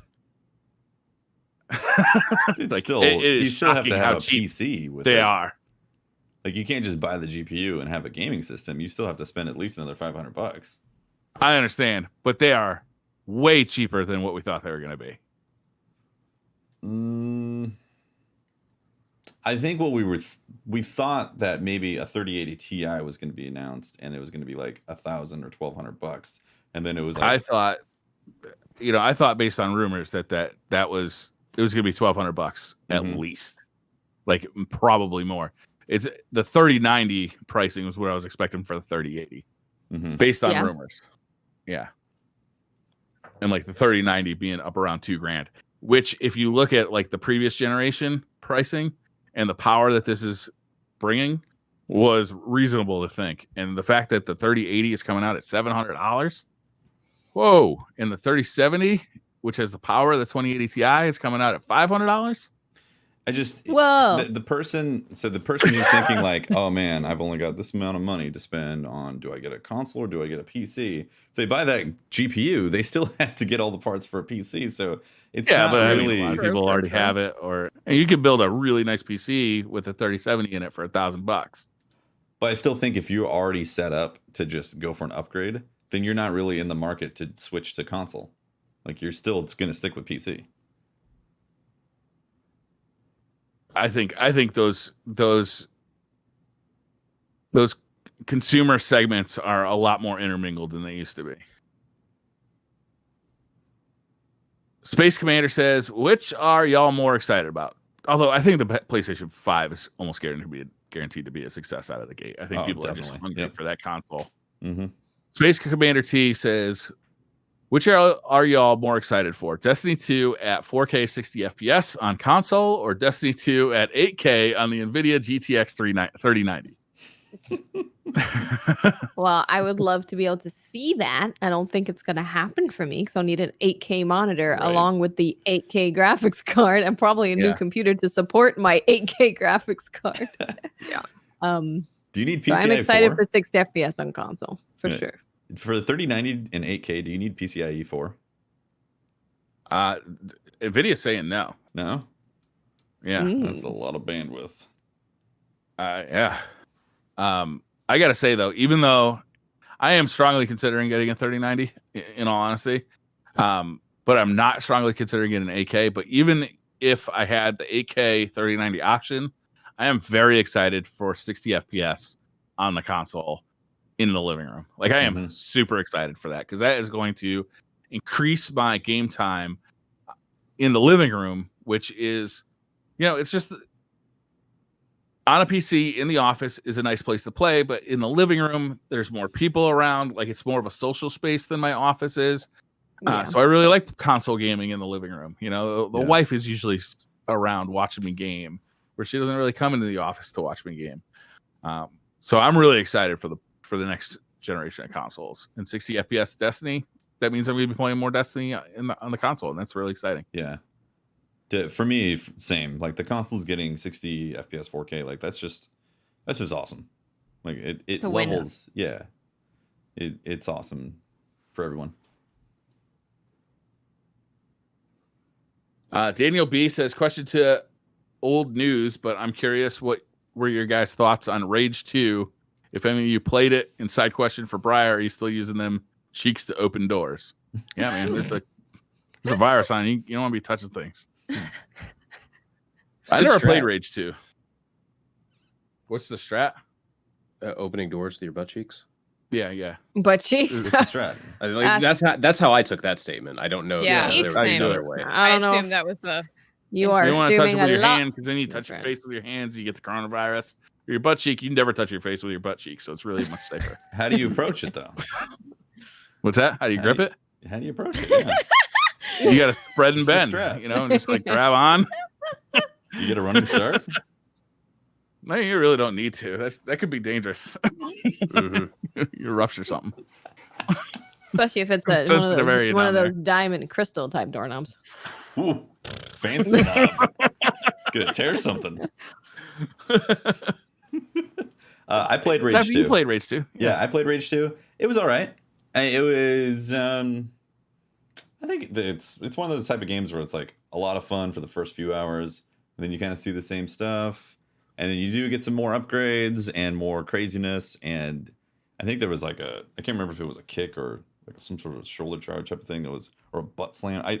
There was some like crazy physics thing that you could do that was a lot of fun, but it wasn't a crazy good game or anything like that. It wasn't a standout. It was a game. Yeah, it was a game. Insane8511 says, hey guys, these questions are for everyone, Name one thing that you regret never trying and one thing that you do regret trying.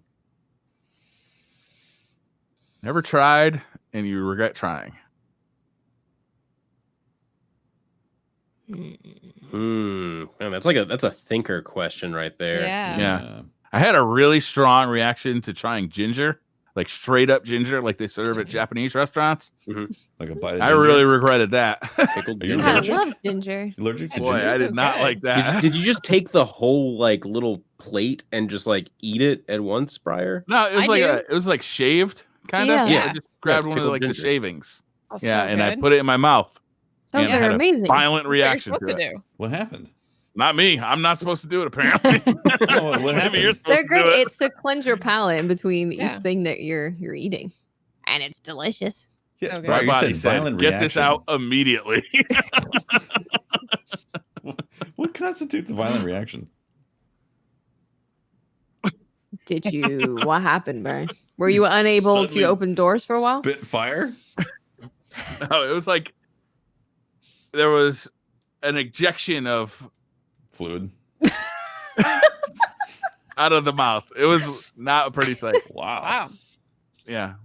And, I was at a Japanese restaurant, right? It was an emergency situation and an immediate one. Wow. Wow. Yeah. I don't know. That's a tough question.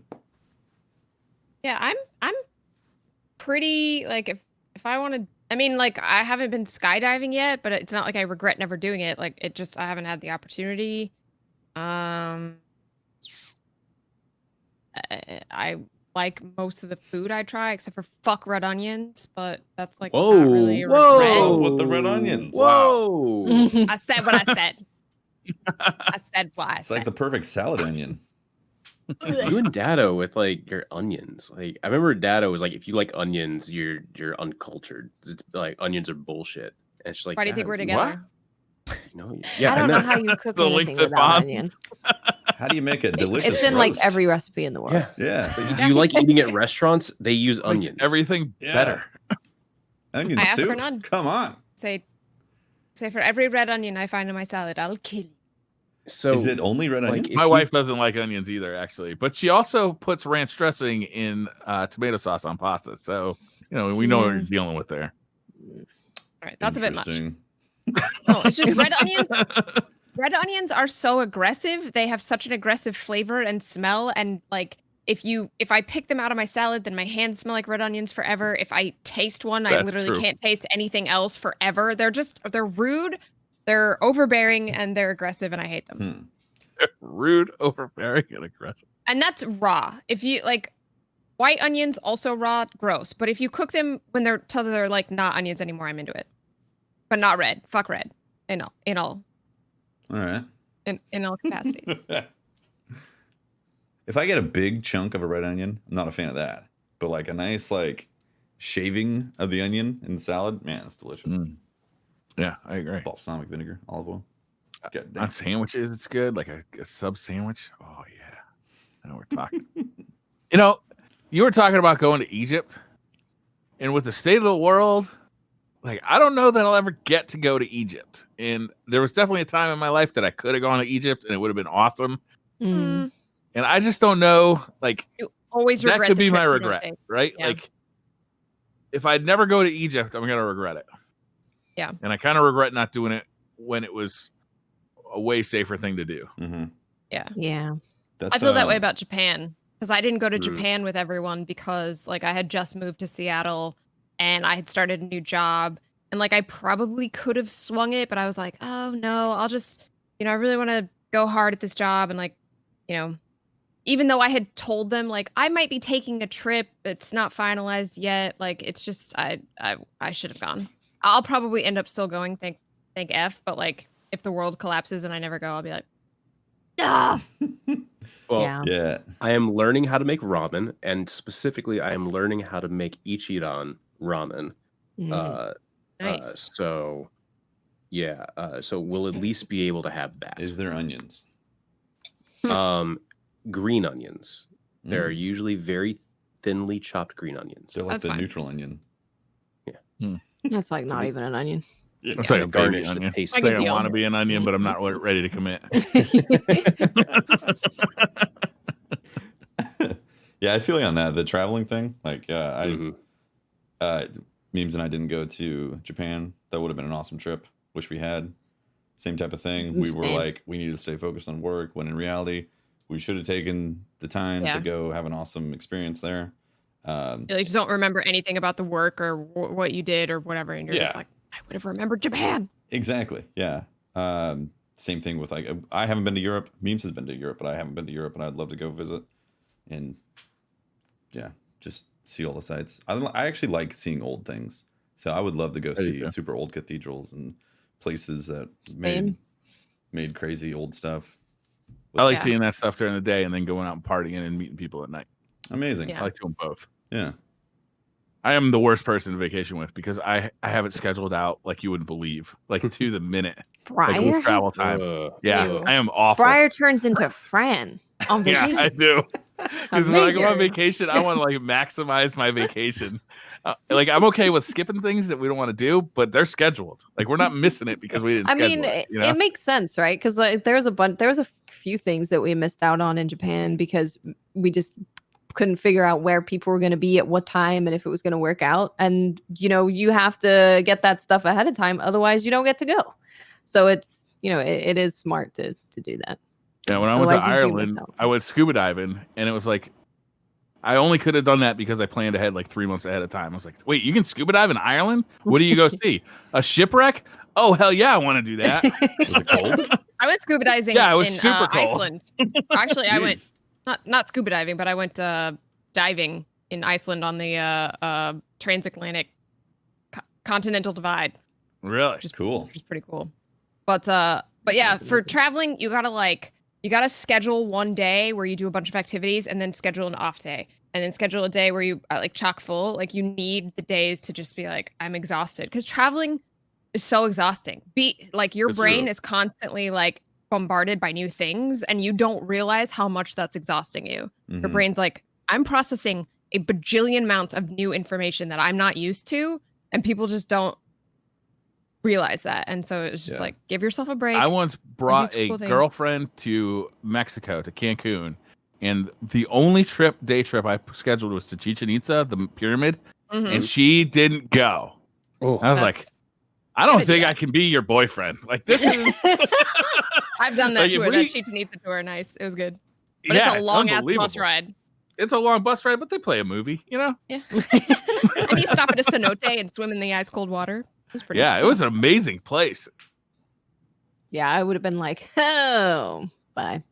But if You like, don't want to go see amazing things. I wouldn't do it if it was like the 5th day of doing a bunch of things. I'd be like, I can't go. So That's when we went to Japan, we tried to schedule like this is going to be a lot of walking, a lot of like sightseeing, walking around, looking at Mhm. stuff, and then here's a day where we're going to like go to the onsen, or we're going to go and somewhere local where if you want to go back to the hotel, it's like 15 minutes away. yeah, So you definitely want to kind of mix it up like that. hugely 'cause- important. Yeah, very important. Well, and I feel like people when they travel, they're like, I have to make, this is like my one vacation a year. I have to make the most out of every minute. So like staying in your hotel room or like having like a down day feels like sacrilege to some people because they're like, Mhm. I have to make Yeah, the that's most of me. it. But you're I not can't going to stand it. enjoy. You're going to be so tired and be like, oh yeah, I remember going to that thing. I was fucking exhausted. I and just we get got in a bored, fight like- 'cause everyone was cranky and. I get bored sitting in a hotel room, or like I'm not somebody who can sit on a beach or sit poolside. I have to be doing something. I don't I need like a just day of that sitting. and then a day of doing things. So That's why, like we try to do like we're still doing something, but it's local or it's something more chill or something where you sit down for like a big portion of it.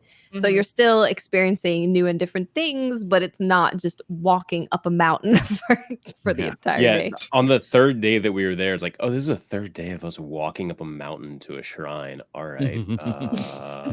Cool. If you go to Kyoto, that's what you do. Because Kyoto is just shrines, temples. And if you want to see stuff there, you gotta walk Yeah, around them. it's all surrounded by mountains, and all those mountains have shrines. And yeah.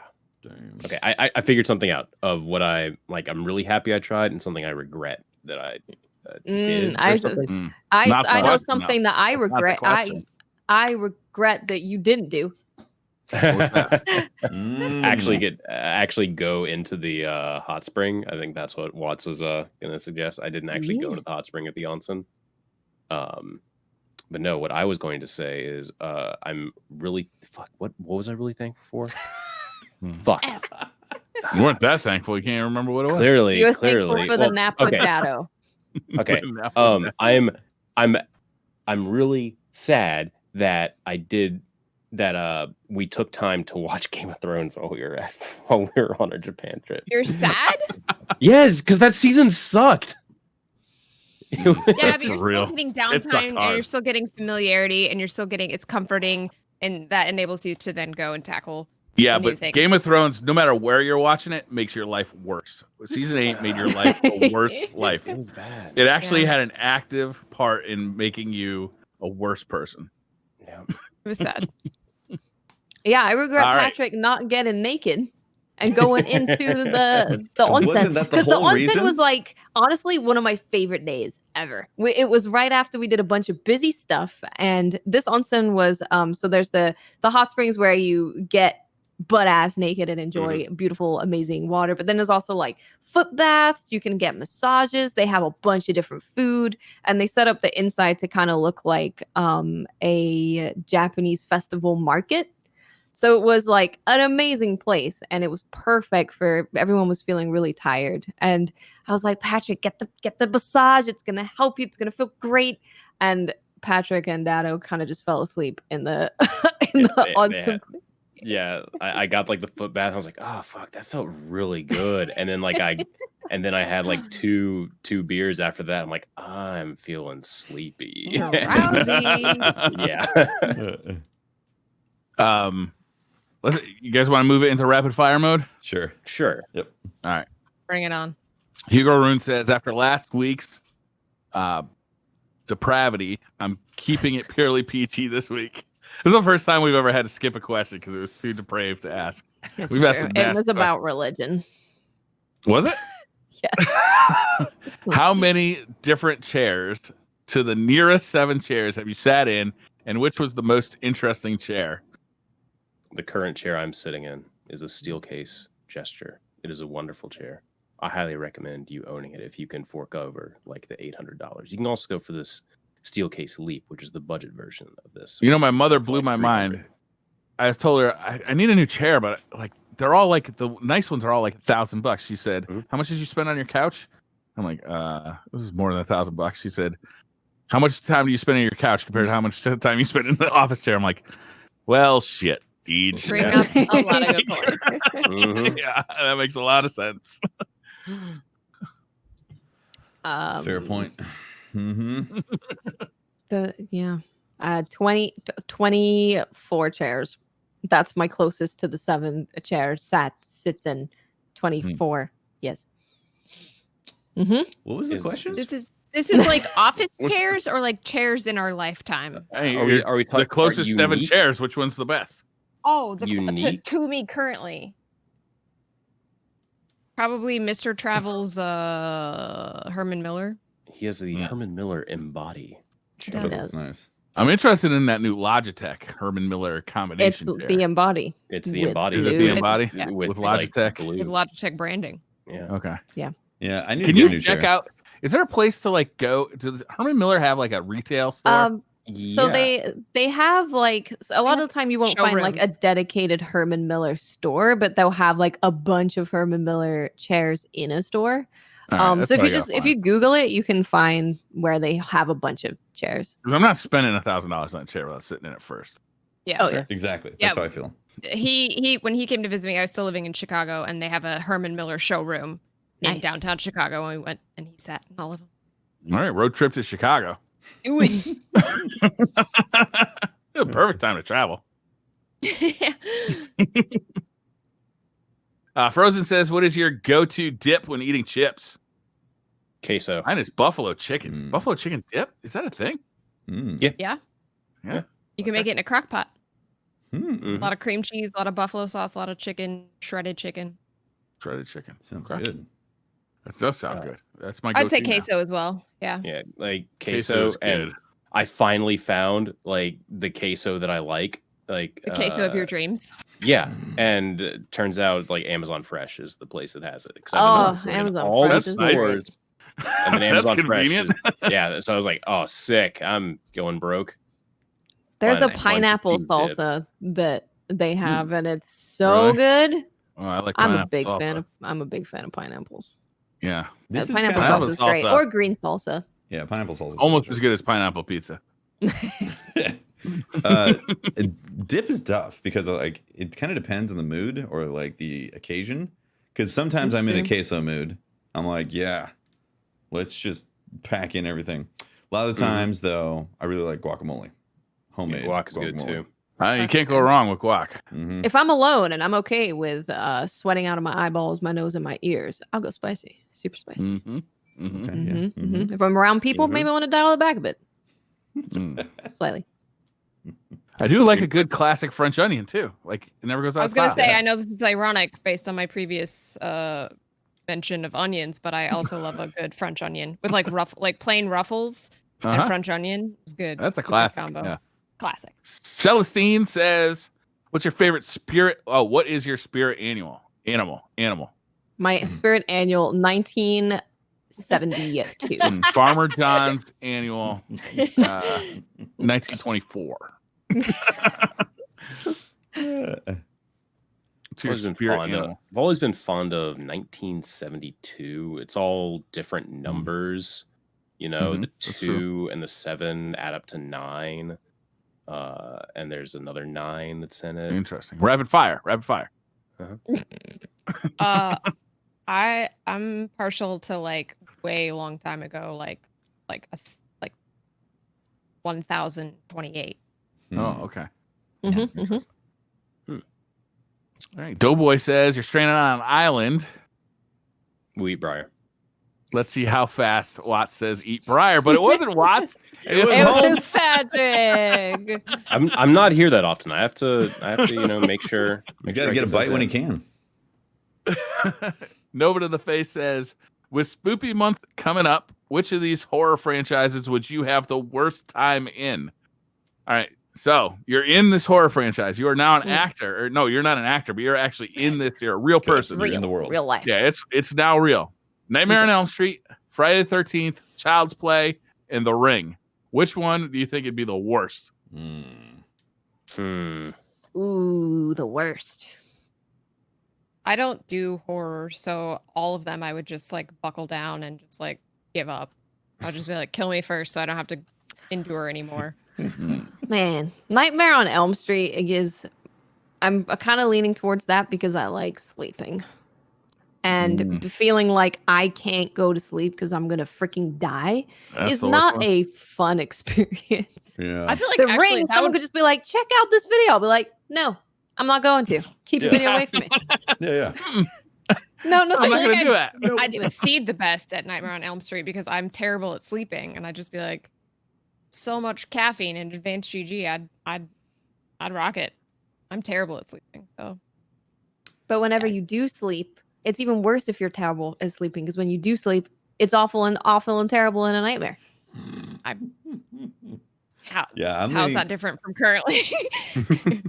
I'm leaning towards Nightmare on Elm Street as well, because I can like knock out when I'm ready to sleep. I'm like, boom, it's dream time, and that would suck. Must be nice.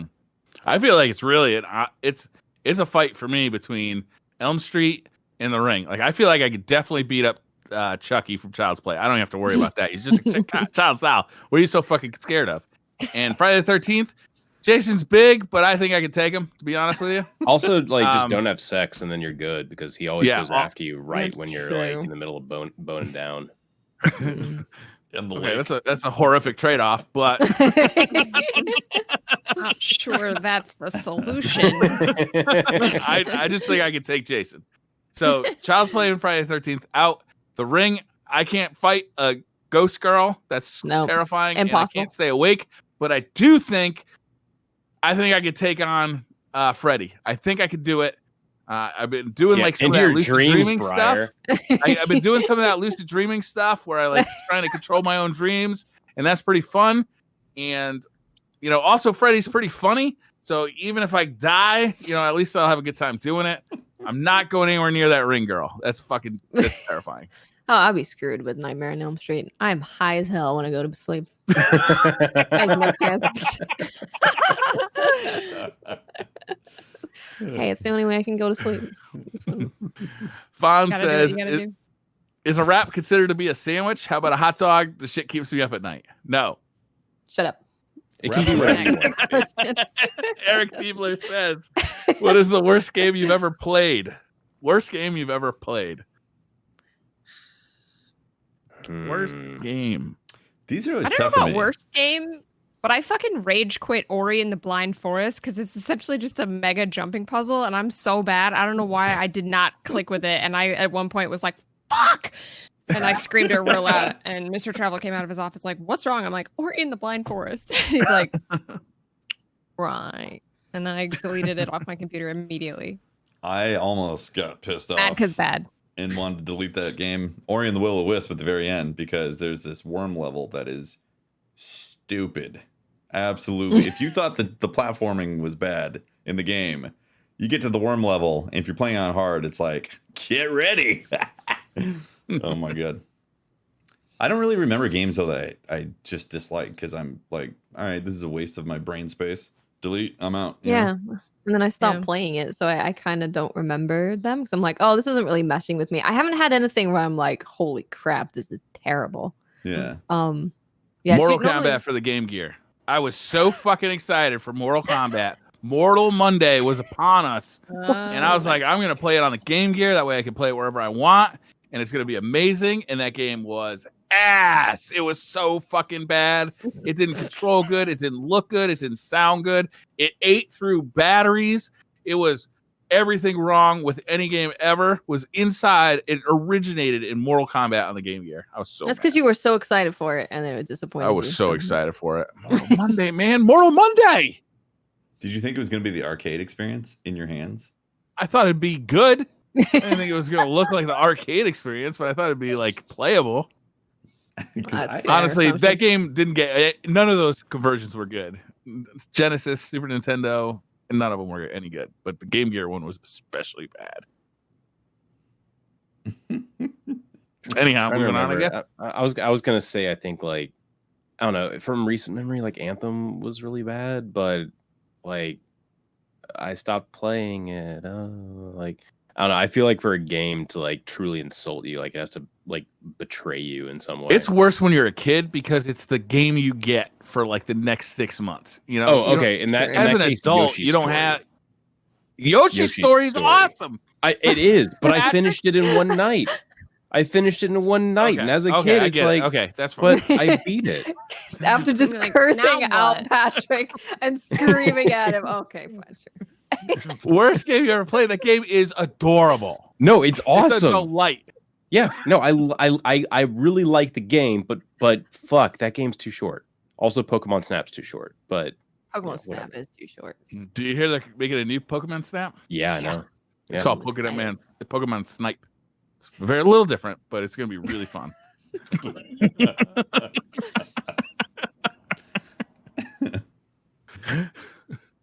I've had that one in the back pocket for a while. I'm glad I finally got to use it. Nice. You're welcome. It's cool. It's just the visual of modern Oh, we military lost meets Patrick. Pokemon. Bye, Hope. Bye. Oh, The see you Nuda later. Club says, pick your poison. Go with a friend skydiving or eat chicken buttholes, popular street food in Taiwan. Is that true? I'm Is that going popular street skydiving. food? 100%. Can I eat chicken buttholes while skydiving? I'm into both. Knock them both out. And I just Sure. want to try everything. If it's a I think I'm popular going street chicken food buttholes. somewhere, I feel like the wind would be too aggressive when you're just like, flying down, you know? Oh, yeah, a Yeah, it'd be butthole like- like flapping in the wind, like Yeah, hitting Yeah. the You're like nose, you're about to crawling bite around the it, and all of a lips. sudden, just gone. Like the thing But that you're I don't holding know it about chicken is shaking. You buttholes, know? Patrick. Chicken buttholes. Yeah, They you pro or they con? serve a vital purpose towards making sure the chicken can lay eggs. So Would you I'm eat them? for them. True. Wait, Would I does the eat chicken, one? Did the egg come out of the Yeah. butthole? it's popular Yeah. street food in They have a cloaca. Taiwan. Is that what they You said? learn something new every day. Yeah, sure. Holtz, did you just say the actual medical term for the butthole that lays the egg? A Yeah. cloaca? What is it? A cloaca. That is. Were you playing Scrabble and you looked up a word? No, like who the fuck doesn't know what a cloaca is? Apparently, all of us. I have a very large vocab. I'm gonna take a quick poll. I'd say it's 4 out of 5 people don't know what a cloaca is. How the fuck do you spell it? CLOACA? Maybe not he's a making CH? it up. Maybe this is a World of Warcraft character and he just forgot. Do you know how to sex a chicken? Be No careful idea, how you Brian. answer this. No 'cause however idea, you heard Brian. that, it could be Where did sketchy. you Be acquire this information? Internet? So you Why were looked you it up. looking at cloacas? Well, Were you high die. and thought, man, I No. wonder if a chicken poops the egg, and then looked it up, and they were like, actually, no, it's a it was cloaca. it No, was it's it was Japanese one of those like cartoon. Wikipedia like dive downs where like someone said something on Reddit about a cloaca and then like someone linked the Wikipedia article for it and then I read So it. it was and- Reddit. Wait, are you There you sure go. this was Reddit and not Rule 34? Yeah. Guys, humans at one point have one, Oh, interesting. but then it divides to form a rectum, bladder, and genitalia. So in Oh. our little embryo business, we have one. It's all just there. It's like an at the intersection far end for of its routing structure. It's a things. Behind gut. multi-purpose, optimal piece of biological hardware. The more you It's a know. biological multi-purpose tool. 123 says, if you're a guest in someone's home and it's late at night, is it okay to adjust the thermostat up or down so you can fall asleep? I You're would a be guest. terrified. Not I gonna lie. wouldn't. Lord. I think you can open the window and also look for a fan and also ask for a fan. Super Yeah. late at night. Maybe like If 1 or if you 2 tend to degrees. run a bit hot, well, I guess if you're cold, you'd need an extra blanket. Ask for an extra blanket. If you run hot, bring a fan with you, and then you're sorted. You travel with a fan? Yeah, I've done that before. Yeah. I don't do it frequently, but I've done it before. So I've done this. I've gone to somebody's house, been sleeping, and I've Of course turned you their have. air conditioning on. I can believe it. I'm like, what the fuck? It's Florida. What are you doing? It's like 90 in here. It's the surface of the sun. Okay, I think location matters because if it's Florida, then I think it gets a pass. But normally it'd be if like, it's Florida what are and you you're being doing? dumb, yeah, we're Yeah. gonna touch Yeah. it. Mhm. Doughboy says, are mozzarella sticks pizza? No, No. I think pizza needs the presence of a tomato-based something or another. You know what's weird about mozzarella sticks is when they're served as an appetizer for pizza. It's like, why are you going to serve me part of the pizza as an appetizer for the pizza? Same with breadsticks. Like, why would I get breadsticks as an appetizer for pizza? I'm about to eat a whole shitload of bread. Because carbs are awesome. What's that? Because carbs are awesome. Next question. They are. They are. They're That's- pretty that's dope. true. Michael Bartlam says, if you could insert a random penis character saying the word into anywhere in Destiny, 1 or 2, where would it be and why? So one character in Destiny says the word penis. Where is it? Who says it? I think it would have to be Zavala, given his like. Yeah, it's got to be Zavala. You Now gotta that we go wanted with it this up, we've stepped listen. into a war with the penis. Whether we wanted the penis or not.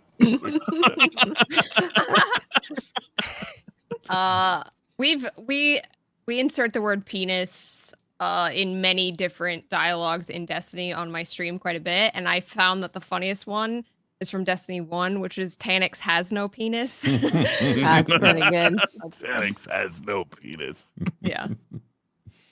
Oh, what Who's about the lady who penis does the festival? defiled? Old lady. Eva? Eva Is it Levine. Eva? What if she just had like a Tourette's tick that every once in a while she'd just scream out the word penis?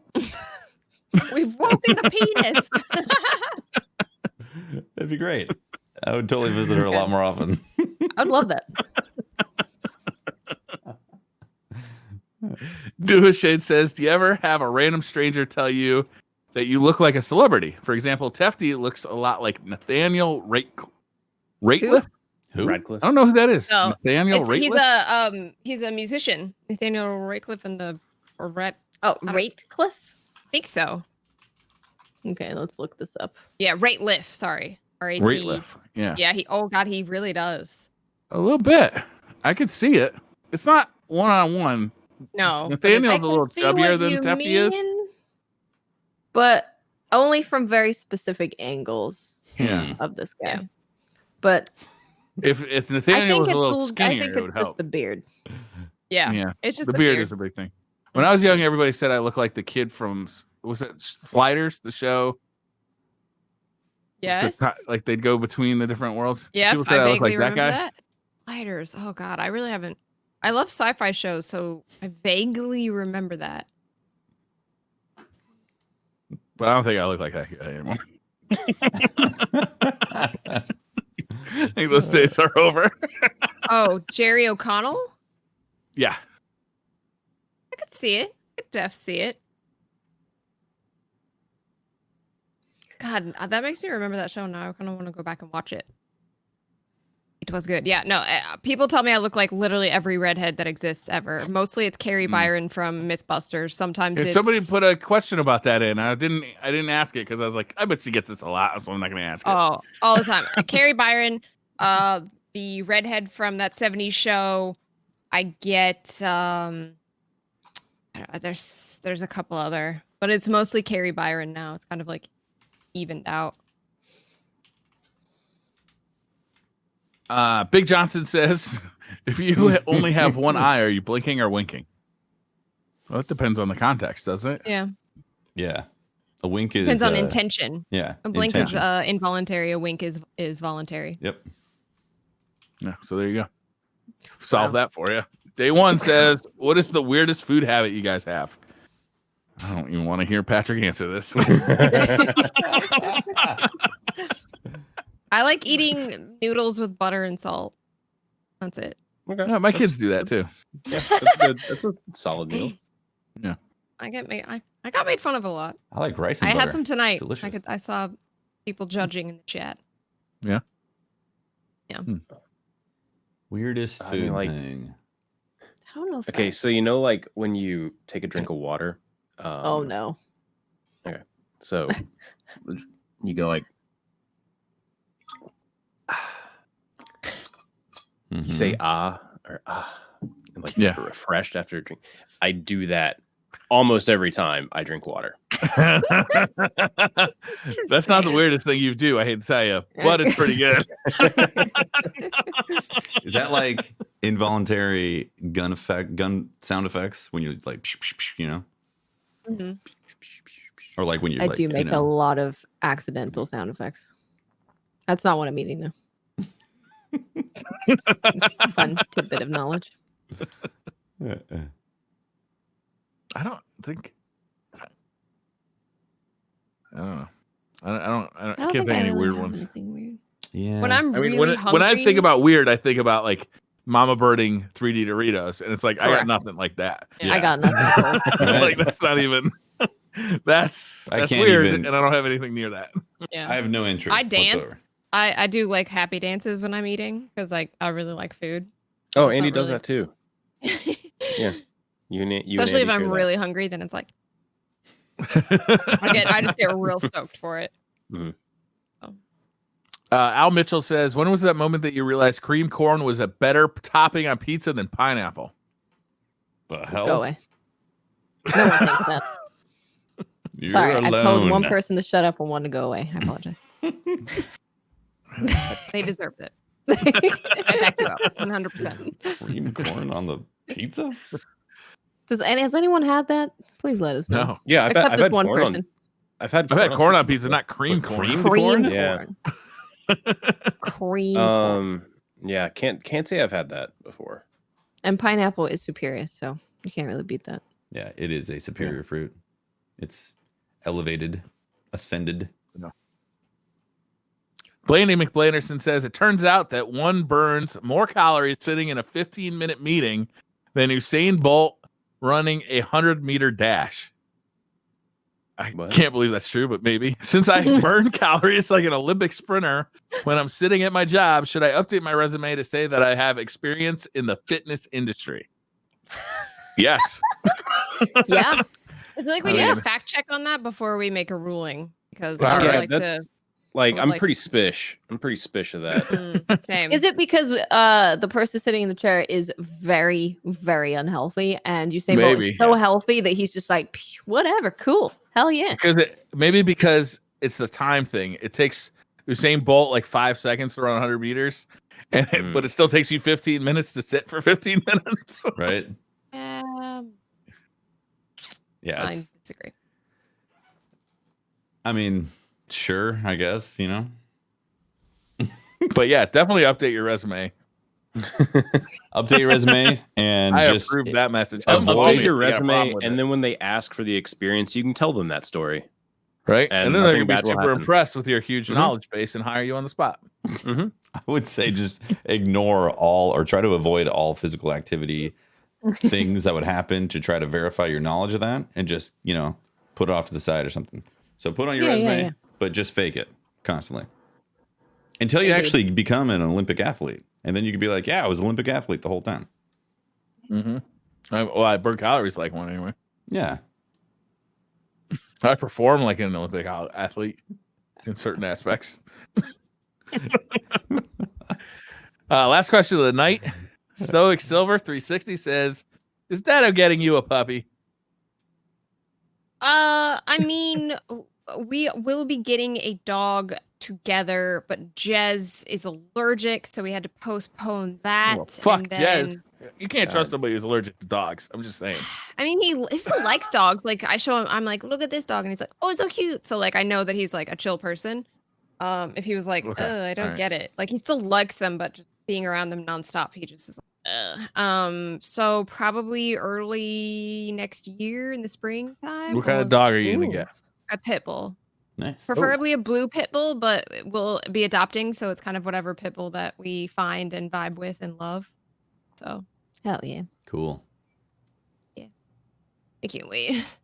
That's it. That's the questions. We did it. And that's DCP number 204. Right? That's 204. what DCP thinks about stasis. Yeah. It's icy. Saucy. It's chilling. It's cold out there, Yeah. guys. Actually, no, it's super Ice hot. cold. All right. All right. Thank you very much for watching, guys. Danielle, where can people find you on the internet? On the internet, you can find me, basically just Google Travel Danielle and you'll find all of my stuff. Twitch and YouTube are both /Travel Danielle, all one word. Twitter is travel_Danielle. Instagram is Travel Danielle M. Awesome. Someday I'll have it all. And stream Sweet. schedule wise, typically you stream daytime, evening time. Evening Weekdays. time because Mr. Travel streams during the day, so it's usually Tuesdays, Wednesdays, Fridays, like 6 p.m. Pacific and onward. But some days I just vibe it. So Cool. Awesome. Holtz.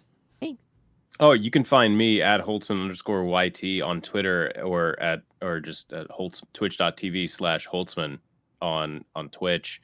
I have a YouTube channel that like I made a video saying, "Hey everyone, I'm back and I'm totally going to upload videos." And man, I like drastically underestimated how much time I would have when I got back and also have a full-time job plus I'm trying to stream. So, you know, maybe I'll do like a return video when I actually finally do return to video. I'll do a content return creation. video once a year, letting you know I'm back. Yeah, and I'm just I'm wanting to make back. You content.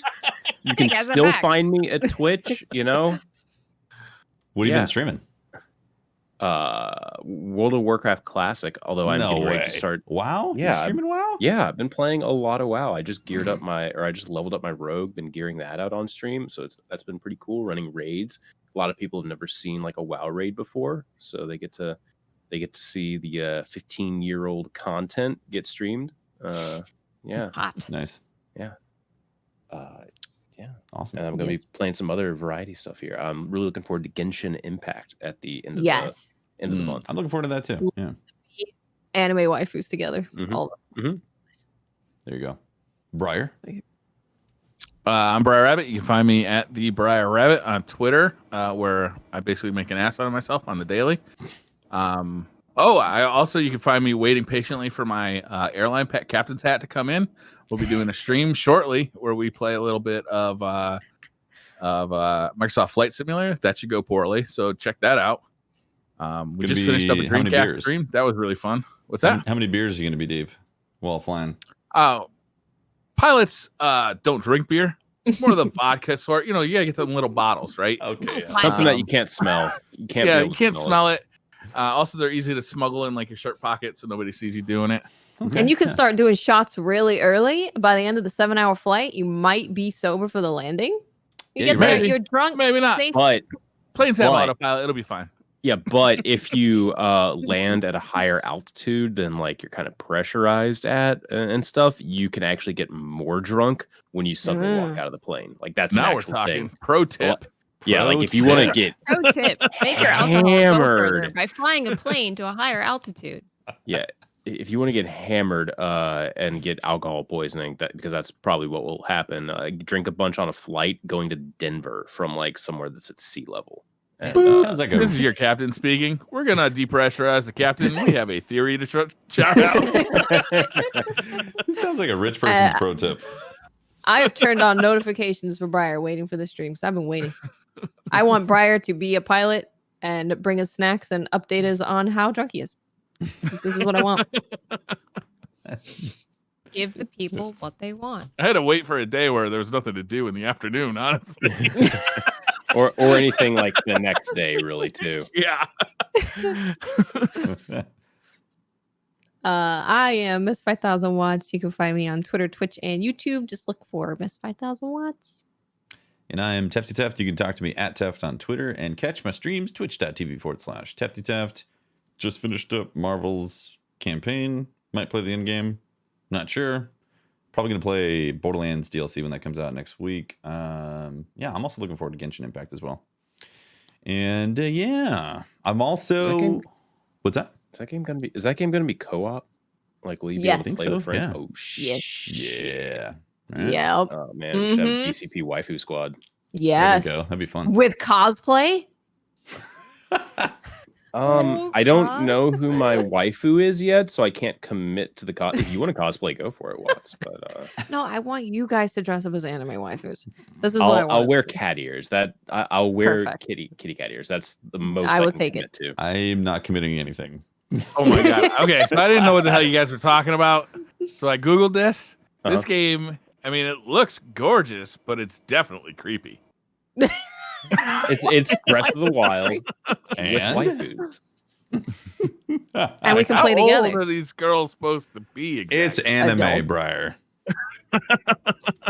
They're all 5,000 years old, so Correct. Mhm. And used to be How dragons. come they're drawn like 12-year-olds? They're not. Some of them have giant boobs. There's no way. Phenomenal boobs. We Alright. spent a lot of time looking at the jiggle mechanics when I played the beta. We were testing. give We it a were jiggle testing rating? the jiggle mechanics. Yeah, For science. Yes. Right. that's good. To Is give there like feedback on the beta. is there a jiggle physics slider in the settings? Oh no, you don't need it. They got it. It's That's well a max optimized. already. They got it just right. It's already there. Oh, yeah. All right. Well, that is DCP number 204. Thank you very much for watching, guys. Appreciate all the support. Shout out to our subs on Twitch and our Patreon members for making the show happen for us. And thanks for watching live and listening on the various syndication podcast network thingies. And look forward to SideQuest on Monday, talking about all that juicy RTX 3000 stuff. And our Among Us stream is going to be tomorrow, which you might be listening to this while it's happening. Middle of that. So yeah, thanks for watching. Thanks, guys. Bye. Bye.